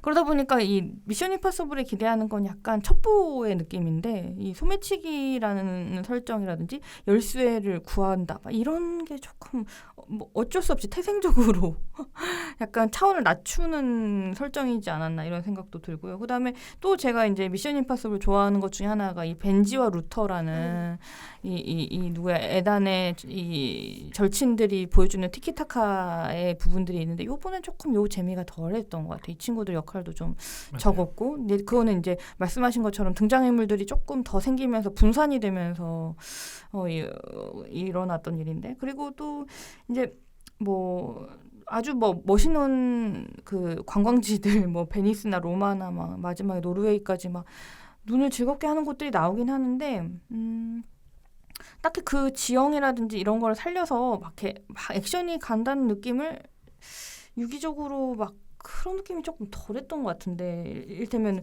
로마 같은 경우도 그 카체이싱, 로마 광장에서 카체이싱을 한다는 설정은 좋은데 거기서 벌어지는 액션 자체는 그냥 다른 액션 영화에서 봤던 것들인 것 같아요. 그러니까 오히려 거기서 즐거움을 주는 거는 그 그레이스랑 에단이 그 수갑을 수갑, 네. 오른손 왼손 이렇게 차면서 운전을 누가 할 것인가 뭐 이런 것에서 주는 즐거움인데, 조금 더 모르겠어요. 이건 욕심인지 모르겠지만 좀 막 멋있는 장소로 막 옮겨다니면서 막 세계 여행 하듯이 하는데, 그 지역에서 주는 약간 로컬한 감성과 액션이 이렇게 유기적으로 붙는다는 느낌은 좀 덜 했던 것 같아요. 이를테면 또 초반에 사막 있잖아요. 그 일사 나온 사막, 거기 그럼 어디죠? 어디로 설명이 되죠? 거기가 중동 어디 숨었다 이렇게 나오잖아. 네, 그 그거- 지역이 나오는데 자막으로 기억이 안 나요. 네, 그런 것도 그냥 거긴 사막이면 됐던 거죠. 그러니까 뭐 거기가 좀 튄 것 같아 나는. 거기가 아니 뭐 갑자기 그 사막에 들어가서 숨어 있고 거기 또 찾아가고 그게 조금 약간 그 애매하네. 모래 액션을 보여주고 싶었던 것 같은데, 그게 또 이렇게 스토리라든지 액션하게 딱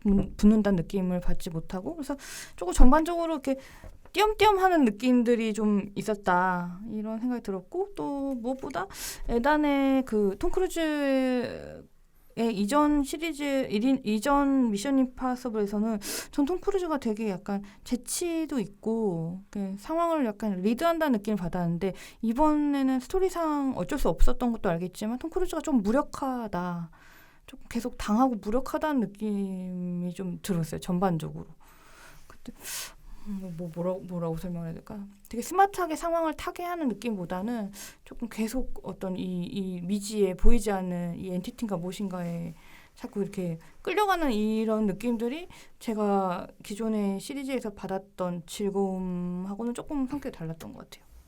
근데 저는 그 노스님이 이야기해주신 이 장소 이동과 이게 저도 좀 되게 튄다고 생각하면서도 나중에 영화관에 나와서 어떤 생각이 들었냐면, 그 빌런 때문에 결국에는 그랬던 것 같아요. 그러니까 빌런 때문에, 빌런이 너무 발달한 존재다 보니까 다 이렇게 발전하지 않은 곳에 가서 촬영을 했더라고요. 그러니까 저는 로마도 결국에는 만약 한국에 와가지고 했으면은 한국은 너무 다 빠르고 발전했기 때문에 엔티티가 다 봤을 거예요. 너 어디 있거든요 알았을 거고. 그리고 또 그 기차심마저도 기차도 저희야 뭐 그런 기차 운영 안 한 지가 오래됐으니까 그렇게 아날로그로 가는 것들이 많은 지역 위주로 가서 엔티티의 접근이 어쨌든 최대한 멀어질 수 있는 장소들을 선택을 했던 것 같아요. 그런 게 어디 대사로 한 번인가 나오긴 나오는 것 같은데. 아니, 애초에 그래서 그 디지털 기기가 아닌 아날로그로 옮기는 장면으로 쫙 나오잖아요. 그렇죠. 저는 그 장면이 되게 좋았거든요. 다 인쇄물로 바꾸고 그 다음에 이 음파로 이렇게 시각화하는 그렇죠. 그 위성을 찾아가지고 우리가 이렇게 만들어놨다라는 거를 얘기하는 데서 왜냐하면 워낙 AI로 발전되니까 이거의 대척점으로 갈 수밖에 없고 그게 아날로그일 수밖에 없으니까. 그래서 어떻게 보면 미션 임파서블이 그런 되게 재미있고 그런 재미있는 첩보 영화였지만 기술력이 엄청 뛰어난 그 최근에 저희가 했던 그 키아누 리브스 존 윅처럼 뭐 이 옷으로 막 다 막을 수 있고 정말 이런 정도의 기술력을 가지진 않았어요. 여기는 설정 자체가. 그러니까 사실은 앞으로 이거 가면만 써가지고 이기기에는 어려워질 거란 말이죠. 그렇죠. 근데 이렇게 AI 때문에 아날로그적인 설정을 가지고 싸우니까 얘네가 조금 덜 앞서가 있어도 괜찮더라고요. 아 맞아 얘네 뭐 가면 쓰고 이런 게 전부였지 몸으로 하는 게 전부였는데 그게 AI랑 좀 하기에는 어렵지 않나라고 생각했지만 어떻게 보면 AI 피하려고 선택한 선택들이 아날로그적인 선택 무전도 뭐 이제 바꿔야 되고 그쵸. 컴퓨터로 안 되고 하니까 좀 얘네한테 어울린다. 아날로그적인 것이. 그래서 머리를 좀 잘 썼다라는 생각이 들면서 다음에 어떡하나. 계속 다음에 어떡하나. 더 과거로 가야 되나? 그런 생각이 좀 들더라고요. 전 잘 어울린다고 생각했어요. 그래서. 평론가들이 좋은 점수 준 그런 부분들이 지금 라미님 말씀하신 부분인 것 같아요. 저도 이렇게 얘기를 들으면서는 아까 뭐 그 주인공들이 사실은 좀 너무 많은 느낌을 준다. 특히 여주인공 중에서도 투탑이니까 그런 것과 더불어 뭐 노시스가 얘기했듯이 이게 나라를 한 5군데 로마 그다음에 사막 또 사막이 어디죠? 아부다비였어요. 아부다비. 그러니까 아랍에미리트의 룹 알할릴 사막입니다. 그다음에 노르웨이, 영국도 가 있었나? 노르웨이에 언제 갔죠? 노르웨이가 마지막에 뛰어내리는 게 뛰어내리는 노르웨이고 거. 기차가 지나가는 그게 거기서 국가도 노르웨이인지는 모르겠으나 어쨌든 거기 그러니까 배경이 노르웨이고 아마 그 장면은 그 스위스 열차라고 나와요. 스위스. 네. 스위스가 되겠네. 찍은 촬영지가 노르웨이였어요. 로마, 스위스 또 뭐가 있나요? 아부다비. 근데 하여튼 이게 뭔가 시퀀스들이 이제 그 어디 이렇게 옮겨 다니는데 그게 조금 뭔가 이렇게 꼭 필요에 의해서라기보다는 그냥 약간 점프컷의 느낌이 있기는 있어요. 갑자기 또 저기를 가 있네. 뭐 이런 설명이 좀 충분히 왜 내가 저기를 가야 되는지에 대한 그런 게 별로 없고 그게 편집적으로도 그렇게 보여지지가 않아. 그냥 카트루에서 마치 로마에서 저기 뭐 아부다비로 그냥 튀어가는 것 같은 느낌. 그 뭐 인디아나 존스 같은 무슨 그런 효과를 주면서 하는데 그것도 아니고 그냥 팍팍팍 튀어다니니까 그런 것들이 조금 뭔가 전반적으로 짜임새가 탁 있는 영화다. 기가 막힌다 이런 느낌까지는 안 주는데 라미 얘기대로 이게 뭔가 아날로그적인 것 때문에 이제 그런 장소를 다녀야 한다라고 한다면 또 설명이 되는 부분이 있고 저는 이 영화가 어쨌든 이 몸빵 영화잖아요, 사실은. 그렇기 때문에 너무 디지털하고 뭐가 첨단 장비 007만 해도 첨단 장비가 꽤 나오는데 그런 것보다는 톰 크루즈가 몸빵하는 영화라는 컨셉을 가지고 있어서 그렇게 아날로그적인 것 엔티티를 등장시켰지만 나중에 이제 뭐 CIA 본부 같은 데도 거의 이제 아날로그로만 다 되는 그다음에 가끔 나오는 야 이거 정말 할리우드만 그것도 CG라나 전부 그 요원들이 앉아가지고 앞에 그냥 프린터 하나씩 갖다 놓고 하잖아요. 막 타이핑 치고 거의 한 1,000명 정도 되는 것 같은 그런 장면들이 참 장관이다 싶었고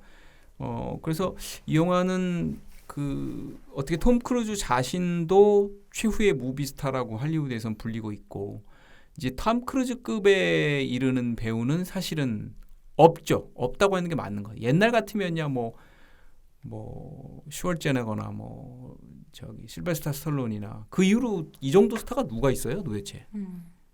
이렇게 전국 글로벌급의 스타가 있을까요? 지금 뭐 드웨인 존슨이 미국에서 유명하다 드웨인 존슨 세계에서 다 아는 건 아니잖아. 그다음에 뭐 누구야 그 남자 듀네 배우가 누구죠? 티모시도 뭐 탐 크루즈급이라고 하긴 그렇잖아 사실은. 근데 이제 마지막 이런 최후의 무비스타가 나와서 몸빵을 하는 그리고 정말 더 이상의 뭘 제공할 수 있을까 싶을 정도의 엔터테인먼트 그 실제의 엔터테인먼트를 보여주는 영화라는 점에서는 저는 뭐 그렇게 보는데 충분히 만족스러웠고 로마의 카체이싱도 특별히 사실은 분노의 질주도 워낙 다 때려부시고 거기도 로마인가 그랬던 것 같아요. 그래가지고 뭐 그 이상이 나왔다고 보기는 어려운데 CGT가 좀 덜 났다는 느낌은 있어요. 확실히 이 영화는.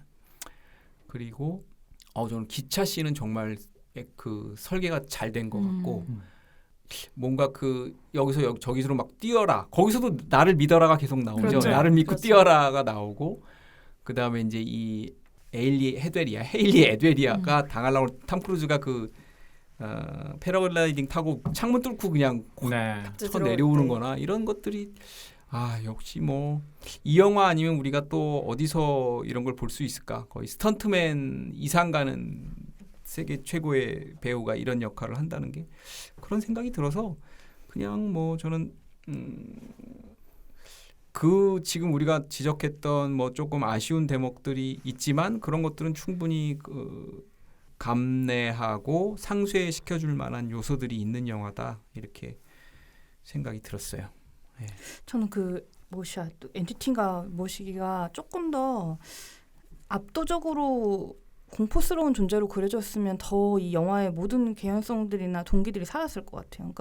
그러니까 처음에 그 잠수함 에피소드에서 대충 저 정도 급의 일을 할 수 있는 존재구나라고 인상만 남긴 뒤에 그 뒤에는 그 엔티티가 뭐 어떻게 해서 뭘 어떻게까지 할 수 있는지에 대한 그 사례 없이 자꾸 그 개념을 상정하고 하여튼 문제야. 하여튼 큰일 날 거야. 이렇게 거의 대사로 풀어버리니까 좀 뒤로 가면서 좀 힘이 달린다고 했나? 매력이 좀 떨어졌던 것 같아요. 엔티티가 뭔가 악행을 한 거는 사실상 또 별로 없죠. 그냥 그거를 뺏기지 않기 위해서 그 가브리엘이 그걸 열쇠 찾으러 쫓아다닌 거 외에는 사실 엔티티가 뭐 문제를 일으킨 건 없잖아. 그 잠수함 폭발시킨 거 외에는. 문제를 일으키는 게 아니라 엔티티는 모든 상황을 예측했죠. 그래서 이 상황에서 이렇게 될 거고 본인의 시나리오대로라면은 둘 중에 여성 주인공 둘 중에 한 명은 죽는 상태의 그 미래가 될 거고 이런 식으로 각각의 미래 상황을 설계할 수 있었죠. 그런 상황으로만 간다는 것만으로도 저는 대단한 뭐 능력이라고 생각하는데 거기서 어쨌든 그 일종의 정해진 운명을 깨는 게 유일하게 톰 크루즈의 그 열쇠 훔친 거였으니까. 왜냐하면 그 엔티티의 예측에서는 이 가브리엘이 열쇠를 가지고 정해진 시간에 트럭으로 이렇게 떨어지는 거였는데 그때 그렇게 못하도록 열쇠를 훔쳤으니까요. 그 중간중간에 엔티티가 예상한 미래, 예상한 상황에 대해서 이들이 이를테면은 정말 그렇게 굴복이라고 해야 되나? 정말 그게 실현이 되어가지고 이 톰 크루즈 이 군단의 계획이 뭐 실패를 한다든지 이게 조금 유기적으로 갔으면 좋았을 것 같은데 그냥 지금 엔티티가 예상한 건 이걸 거야. 그러니까 우리는 이렇게 그러니까 자꾸 대사와 일방의 이야기로 풀어낸 것들이 좀 아쉬웠던 것 같아요. 그러니까 조금 더 박진감 있게 주거니 받거니 약간 또 뒤통수 맞았네. 이걸 또 뭐 예측을 해버렸네. 막 이런 걸 더 좀 뭐라고 해야 돼? 하여튼 좀 긴장감 있게 가져갈 수 있지 않았을까? 그러니까 빌런의 특성이었던 것 같아요. 이게 실체가 하질 않다 보니까 뭐 액션을 보여줄 수 있는 것도 아니고 걔가 무슨 등장해서 말로 어쩌라 저쩌라 하는 것도 아니고 누군가를 거쳐서 한 번 더 나오는 행위로 저희가 악행을 봐야 하다 보니까 뭔가 딱딱 맞아떨어진다는 느낌은 좀 객관성은 떨어질 수밖에 없죠. 너무 대사로 중간에 어쨌든 이 대변인을 통해서 나와야 되다 보니까 별의 순간 꽝의 순간 한번 꼽아볼까요? 저도 아까 라미님이 말씀하셔서 저도 그걸 별의 순간으로 가져왔거든요. 트러스미. 이게 그래. 진짜 그 톰 크루즈가 지금까지 했던 모든 섹시한 모든 것을 다 합쳐놓은 것보다 더 섹시한 대사였던 것 같아. 그러니까 너무 이렇게 쾅 왔죠. 쾅. 진짜 너 쾅 왔어. 그러니까 여러 번 했어? 난 여러 번 했네. 아니 근데 그때 그 기차 떨어질 때 말고 또 한 적이 있어요? 그 기차 떨어질 때 여러 번 말을 했어요. 트러스트미라고 계속 소리를 지르는데. 그것도 그렇고 기차 타러 가기 전에 이제 그 모시기가 잘못돼가지고 그 마스크 만드는 게 막 불타불어가지고 니만 가야겠다 그랬더니 여자가 얼마나 올 거냐고 물어봤을 때 진짜 어떻게 날 믿어? 그 멋있긴 하지. 어떻게든 약속하자. 근데 그게 그게 대사가 정확히는 그렇게 그냥 어떻게든 갈 거다 말고 뭐 하나 치는 게 있는데 거의 뭐 내가 죽지 않으면 반드시 간다 뭐 하여튼 뭐 이런 식의 앞에 멋있긴 멋있죠. 저는 그것도 있잖아요. 이제 내가 여기 대원이 되는 거 네가 내 목숨 어떻게 보증할 거냐 뭐 물어보니까 너의 목숨이 나보단 항상 먼저. 그래 그것도 멋있지. 그때 이제 명대사네. 박수. 근데 참 톰 크루즈는 남성 동료한테는 그런 얘기 안 해요. 여성 동료에게만 그러한 헌신적인 모습이 등장해요. 굉장히 양성 평등적으로 그 그 치우쳐 있는 어. 그런 느낌을 받습니다. MG네 MG야. 뭐 그럴 수도 있지. 왜냐면 사실 누구야? 벤지한테는 그런 얘기 안 하거든요. 벤지한테는 벤지 약간 욕해요. 죽던 말던 이거지. 가는 뭐 그리고 벤지도 그리고 맞받아치잖아. 그래. 야 짜증나게 뭐 뛰어내리라고. 내가 어떻게 알아봐 이런 식으로 뛰어내려. 신경 안 쓰고. 그 꽝의 순간은 그거랑은 약간 일맥상통하는 건데 그 누구죠? 폼 그 여자 톰 클레멘티에프. 음. 가를 이제 살려주는 장면이랑 그 폼이 결국에는 자기 방식으로 그거를 보온하는 스토리 그리고 가브리엘이 넌 톰 크루즈가 너 살려줬기 때문에 넌 날 배신할 거야라고 예언하는 부분 뭐 이런 것들이 근원적으로는 이게 여성이어서 이 스토리가 이렇게 되는 건가? 그러니까 기본적으로 상업 영화에서 여성을 조금 더 감성적이고 어느 결정적인 순간에 감성 때문에 뭔가 가브리엘 입장에서 이를 그르치는 존재가 되는 거잖아요. 그리고 지금 누구야 안군 말한 것처럼 톰 크루즈는 여성일 때만 그런 배려라든지 에티켓을 지키는 존재가 되는 거잖아요. 거기서 또 다시 좀 약간 조금 전형적이다 이런 느낌을 좀 받았어요. 옛날 분이잖아요. 60 넘어서 그래. 예순이 넘으셨는데. 60 넘어서 우리 아빠랑 저는 톰 크루즈의 그 대사도 멋있던데 그 헤일리 에드웰이 이제 야 뭐 어떻게 해줄 거야 뭐 너 어떻게 할 거야 그랬더니 이제 그 그레이스가 날 알지도 못하잖아 이러니까 알면 뭐 크루즈가 바뀌. 알면 뭐 바뀌냐? 네. What does that make difference인가 뭐 그랬어요. 그래서 야, 그게 뭐 달라질 게 있어? 저는 그 대사도 굉장히 맞아요. 와닿더라고요.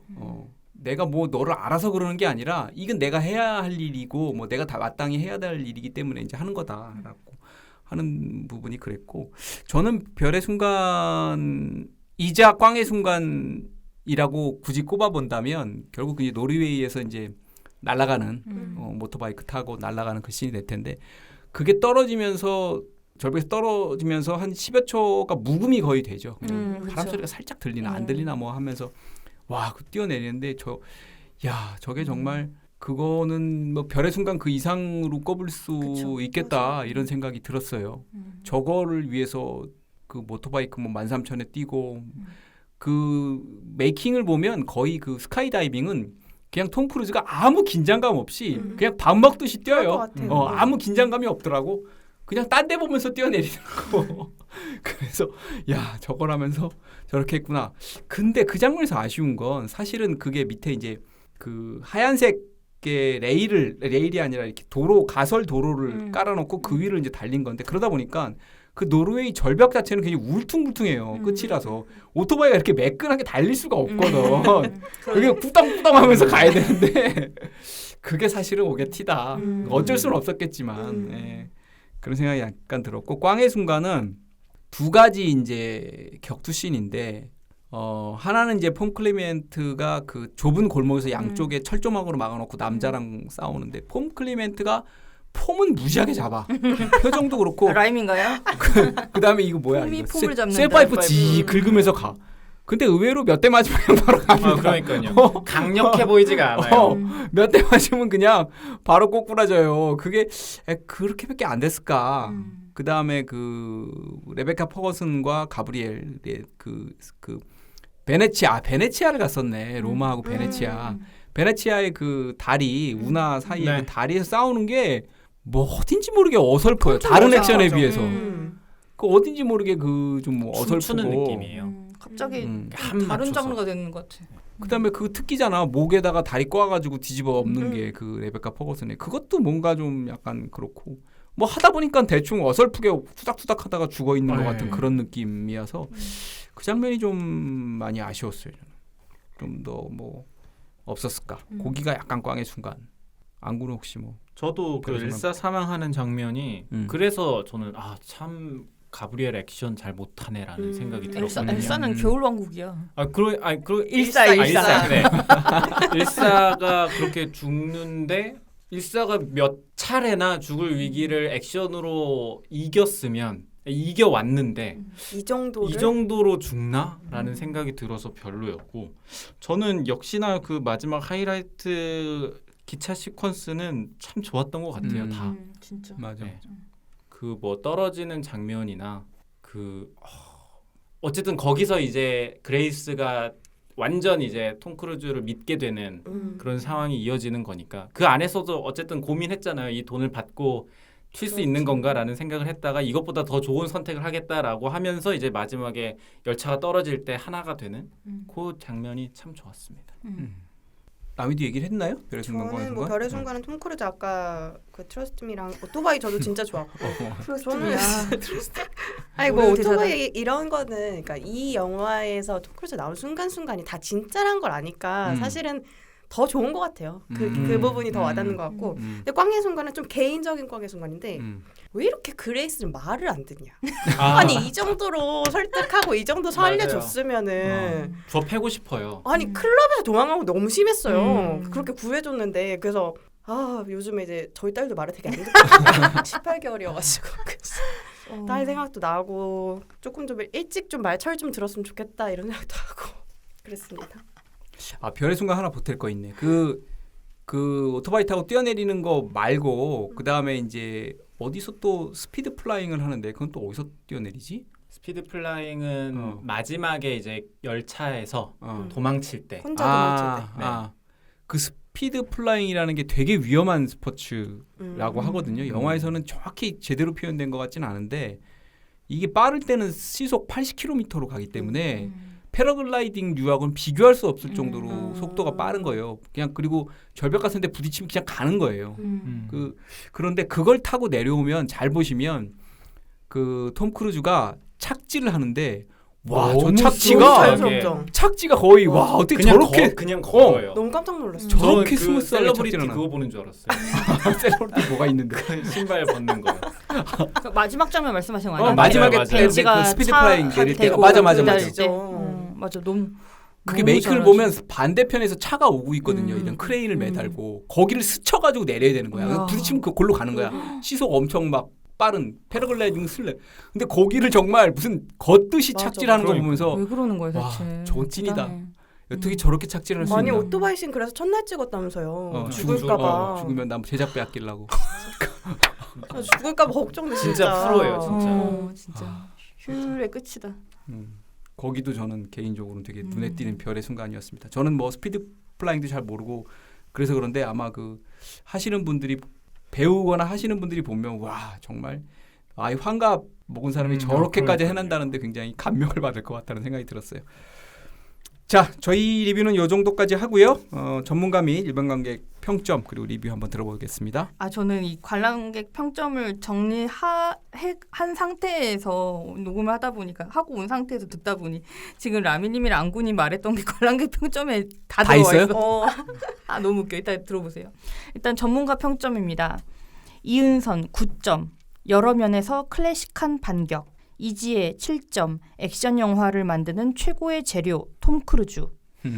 정시우 8점. 톰 크루즈라는 서스펜스. 정유미 7점. 첩보 액션 블록버스터 시리즈의 성공적 수행. 그다음에 김철홍 6점. 늘 서 있던 곳에서 또 한 번 불가능에 몸을 던지는. 박평식 7점. 액션의 철인이 초인으로. 송경원 8점. 기어이 맨몸으로 기어오른 엔터테이닝의 최고봉. 이용철 8점. 결국은 아날로그다. 쿵쾅거리는 가슴과 터질 듯한 머리로. 임수연 8점. 진짜에 열광하며 극장을 치켜 세우는 나는 어쩔 수 없는 늙은이. 관객평점입니다. 10점. 코로나 때문에 제작이 상당히 연기된 걸로 알고 있는데 그럼에도 지금 이 시점에 너무나 적절한 소재여서 놀랐어요. 10점. 영화 자체로는 최고지만 그 소매치기범 한 명 넣으려고 8년을 함께 해온 일사를 희생하는 건 너무 마음에 안 듦. 진짜. 10점. 이제 숨 쉬어도 사랑은 변하는 움직이는 거야. 근데 참 그 등장하는 세 분 다 이미지가 비슷하지 않아요? 그래서 비슷해요. 톰 크루즈가 좋아하는 상인가? 그런 느낌이 들었어요. 10점. 이제 숨 쉬어도 될까요? 10점. 시리즈를 워낙 좋아해서 조조로 보고 왔음요. 말해 뭐예요. 감독이 액션 약 빨고 만들었네. 근데 1부, 2부로 나눠짐. 이제 본격 재밌어지는데 똥 싸다 끊긴 느낌. 그다음에 10점. 탑건도 그렇고 이 영화도 그렇고 어쩌다 잘 나온 게 절대 아니다. 정말 치밀하게 짜여진 영화다. 10점. 오토바이 번지씨는 올해 최고의 카타르시스였다. 그다음에 9점. CG 과잉 시대의 액션 영화란 무엇인가에 대한 톰 크루즈의 가장 정석적이고 아날로그적인 답변. 9점. 영화는 역시나 재밌었지만 신캐 한 명 넣겠다고 몇 시즌이나 같이 한 일사를 죽이는 건 선 넘었음. 아니 일사 이야기를 너무 많이 하셔가지고. 8점. 금쪽이 한 명 키우기. 라민이 말했던 금쪽이. 네이스. 8점. 톰 크루즈의 스턴트 액션이 이제는 고맙기도 하면서 동시에 감동적인 경지에 왔다. 8점. 숨 먹게 만드는 스릴 넘치는 액션, 현대의 흐름에 맞는 인공지능 빌런의 등장, 발연기 단 한 명도 없는 무게감 있는 배우들 모두 훌륭했습니다. 그런데 일사를 어쩌고저쩌고 일사를 이렇게 죽여서 소모해버린 점이 이 영화의 유일한 치명적인 단점. 7점. 등장인물 비중 설정이 아쉽다. 또 매력적인 히로인 일사를 보내버리고 뒤에는 읽지 일사 팬이 않겠습니다. 이렇게 많았나? 6점. 그레이스는 빌런이야 주인공이야. 오, 진짜. 4점. 원래 평 남길 만큼 부지런하지 않은데 평론가들도 관객도 호평일색이길래 너무 이상해서 굳이 남깁니다. 제 개인적으로는 역대 미션 시리즈 중에 최악입니다. 몇몇 분들이 지적해 주셨듯이 캐릭터 설정과 관계가 도무지 이해가 안 됩니다. 갑작스러운 여주의 등장과 퇴장도 당황스럽고 스토리 전개의 개연성도 부족합니다. 액션씬, 특히 격투씬은 합이 잘 안 맞고 가브리엘 수아로 나오는 아시아계 여성 배우는 처음부터 왜 그렇게 화가 나 있는지 잘 모르겠고 마지막에 갑자기 마음이 변하는 과정도 억지스럽습니다. 할리우드에서 아직도 아시아 배우를 이런 식으로밖에 활용할 수 없는지 아쉬움이 남습니다. 미션- 그런 식으로 볼 수도 있네. 미션 시리즈의 핵심인 벤지와 루터와의 티키타카 공조도 얼마 나오지 않아 재미가 반감되었던 것 같아요. 톰 크루즈 형의 스턴트와 연기는 정말 기립박수감인데 그 나머지 것들이 너무 기대 이하입니다. 2점. 그레이스 때문에 짜증 대박. 1점. 역대 미션 임파서블 중 가장 별로. 첩보. 냉정하게 첩보 뭐 했는데 소매치기가 첩보인가? 네, 이런 평들이 있었습니다. 보니까 아직 헤일리 에드웰 그레이스가 사람들의 마음을 못 샀고 일사가 너무 이 마음을 점거하고 있어가지고 전 그레이스가 마블에 나온 줄 몰랐어요. 마블에 나왔어요? 나왔었어? 그분이시더라고요. 그 카터, 그 캡틴 아메리카 여자친구. 저는 몰랐어요. 그래서 연기는 되게 잘하시는구나 라는 생각이 들었어요. 거기서 옮겨오셨구나 여기. 나름 매력적이는데 잘한 것 같아요. 근데 제가 연기를 잘한다는 생각이 들었어요. 사실은. 그렇죠. 그러니까 욕 먹는 거겠죠. 그만큼 그렇게 짜증나게 하니까. 제가 좋아하지 않는 표현이라서 가급적 그 워딩 안 옮기려고 했는데 바람 캐릭터 바람 이게 계속 나와요. 그레이스 바람, 그레이스 바람. 평의 한 절반이 그 이야기예요. 아닌데 이 캐릭터는 편생 사기꾼이고 거기 이 영화에서 나오나 다른 영화에서 나오나 아무도 믿지 마라는 거 외에는 믿을 게 없다는 뭐 하여튼 그런 캐릭터이기 때문에 바람 캐릭터일 수밖에 없어요. 탐 크루즈를 처음 만났는데 어떻게 믿겠어요. 대사에도 나오지만. 근데 들으면서 갑자기 생각나는데 아까 벤지 얘기하고 하면서 여기서 진짜 정말 저 개인적으로 꼽는 유머 중에 하나는 이 유머 장면이 하나 있는데 벤지가 톰 크루즈 절벽에서 뛰어내리게 하려고 차 타고 BMW 타고 가잖아요. 가다가 이 영화는 이제 AI 영화인데 자기가 운전을 하다가 이걸 해야 돼, 컴퓨터를 해야 되니까 옆으로 앉잖아, 좌석을. 그러다가 자율주행을 맡겼는데 아무래도 걱정이 돼가지고 이 안전벨트를 하잖아요. 맞아. 그 장면이 좀 재밌었어요. 맞아. 그 장면이 좀 재밌는 장면이었어요. 자, 이제 평점 다 들었으니까 저희 평점 한번 내려보죠. 노시스부터 시계 반시계 방향 돌겠습니다. 저는 3.5입니다. 3.5. 네. 네. 일반적인. 네. 조금 아쉬움이 많았어요, 저는. 남이. 저는 3.7입니다. 어쨌든 본인이 직접 액션도 하고 호소도 하고 또 톰 크루즈가 그 수많은 요원들 중에 좋은 이유가 막 무게를 안 잡거든요. 어디 딱 떨어져서도 생각해야 돼. 지금 생각해야 돼. 막 정말 인간적인 면모를 많이 보여주는데 그런 면이 여기서 많이 나왔던 것 같아요. 그러나 너무 길었고 아쉬운 점들이 많았기에 4점을 넘기지 못했습니다. 안군. 저도 3.5입니다. 3이랑 3.5를 고민했다가 그래도 3.5. 사실 폴아웃 액션이 너무 좋았어요. 그 헨리 카빌과의 뭔가 그런 정말로 액션인데 그 근데 편을 좋아하시는 분들 진짜 많아. 폴아웃이 뭐지? 난 로그네이션을 좋아했어. 로그네이션도 로그네이션은 그 바다 아니 저기 물 속에 들어가서 숨 참는 거고. 네. 아 6편은 그 처음이 좋았지. 비행기 매달려가지고. 그것도 그거 6편 맞죠?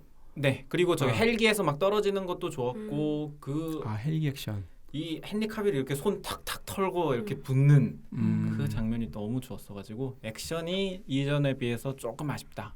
그래서 3.5점입니다. 그래 뭐 이런 거 저런 거 다 들으면 진짜 뭐 과거 거하고 다 비교하면 그럴 수 있겠으나 과거 거 잘 기억이 안 나는 관계로 저는 4.2점입니다. 아, 뭐 이 정도 우리 시대에서 엔터테인먼트를 제공하면 당연히 뭐 4점은 넘어야 되지 않겠어요? 존윅 불쌍하다. 존윅은 그렇게 존윅! 존윅은 뭐 존윅 한 게 뭐가 있어? 어떤 게 그냥 차이가 나죠? 구르고 뭐 구른 거밖에 더 있어 계단에서? 와 이러지 마. 4.5 주는 여자입니다. 존윅이 4.5 준 여자예요 제가. 아니 존윅이 한 부른 거는 거밖에 더 있니? 진짜 뭐 몸 던져서 한 거는 진짜 그 계단에서 굴러 떨어진 거. 이따 따라오십시오. 자 더하면 얼마입니까? 3.725점입니다. 짜다 짜. 이 최경사 짜다. 미션 임파서블에다가 3.75 목숨 걸고 뛰어내렸는데 그러니까 첫날 찍고 너무 짜다 지금. 아 존윅이 2.5 주신 분이. 네, 저희 188회 미션 임파서블 두 번째 다룬 최경사가 두 번째 다룬 미션 임파서블은 3.75점. 우리가 폴아웃에 얼마 줬는지 되게 궁금하네. 안군 그때 얼마 줬는지 기억나요? 그때 정확히 기억은 안 나는데 아마 저희 4점 이상이었던 것 같아요. 그래요? 네. 요거 비교해서 들으면 좀 재밌을 수도 있겠다. 어쨌든 그때보단 짜다는 거. 그렇지만 톰 크루즈는 그때 이상으로 목숨 걸고 열심히 했다는 거. 네. 아 하시는 분이에요? 이렇게 걱정하세요. 이렇게 전후 사정 다 대입하다 보면은 평을 못 내립니다. 그래요. 이동진 씨가 그랬어요. 영화는 영화로만 봐야죠. 맞아요. 근데 보니까 뭐 이동진도 범죄도시 엄청 고평가에 욕먹기도 하고 해명까지 할 정도로. 네. 자, 뭐 관객은 300만을 향해서 가고 있고 이 영화의 최종 스코어도 사실 되게 개인적으로는 궁금하고 뭐 좋다는 평가 많은데 다 그런 건 있는 것 같아요. 토명도 너무 자주 오니까 이제 내년에 오면 그냥 왔나보다 그럴 것 같아. 내년에도 왠지 분위기 올 것 같지 않아요? 그렇죠. 뭐 한국에서 네. 더 잘 되면은 더 와줄 올 수도 것 같아요. 근데 흥행은 뭐 어느 정도까지 될지 모르겠어. 4편이 아마 흥행이 제일 잘 됐나? 폴아웃이 제일 잘 됐나? 기억이 안 나네요. 600만인가 뭐 그런 것 같아요. 아, 이거 잠깐 말을 꺼내버려가지고 그냥 찾아봐야겠다. 나는 폴아웃 때 다들 점수 몇 점 주셨나 보고 있는데. 아, 찾을 수 있어? 그 그거 없을 걸 아마. 안 안 적어놨을 거예요. 들어야지. 일단 제가 그때 4.5로 줬고, 아, 고스트 프로토콜이 제일 4편이지 이게. 네, 700만이 4편 넘었네요. 아, 700만. 못 찾겠다. 네, 미션 임파서블 시리즈의 가장 관객이 많이 들었던 거는 4편격인 2011년. 벌써 12년이 됐네요. 750만. 진짜 많이 들었네요. 네, 이때부터 3, 4 이런 숫자를 떼고 고스트 프로토콜, 뭐 폴아웃, 로그네이션 이런 식으로 가는 거죠. 그때가 들었고 이번에 그 정도로 넘을 수 있을지는 조금 미지수긴 합니다. 워낙에 시장이 지금 뭐 여름 시장으로 접어들어서 한국 영화도 4편 제작비 많이 들인 영화가 개봉을 하고 또 오펜하이머 뭐 이런 것들이 기다리고 있죠. 오펜하이머가 개봉하는 날은 또 보호자들이 또 개봉을 합니다. 예, 8월 15일 날이죠. 8월 15일 날. 공교롭게도. 그리고 그날 달짝지근행가도 개봉을 하는 것 같아요.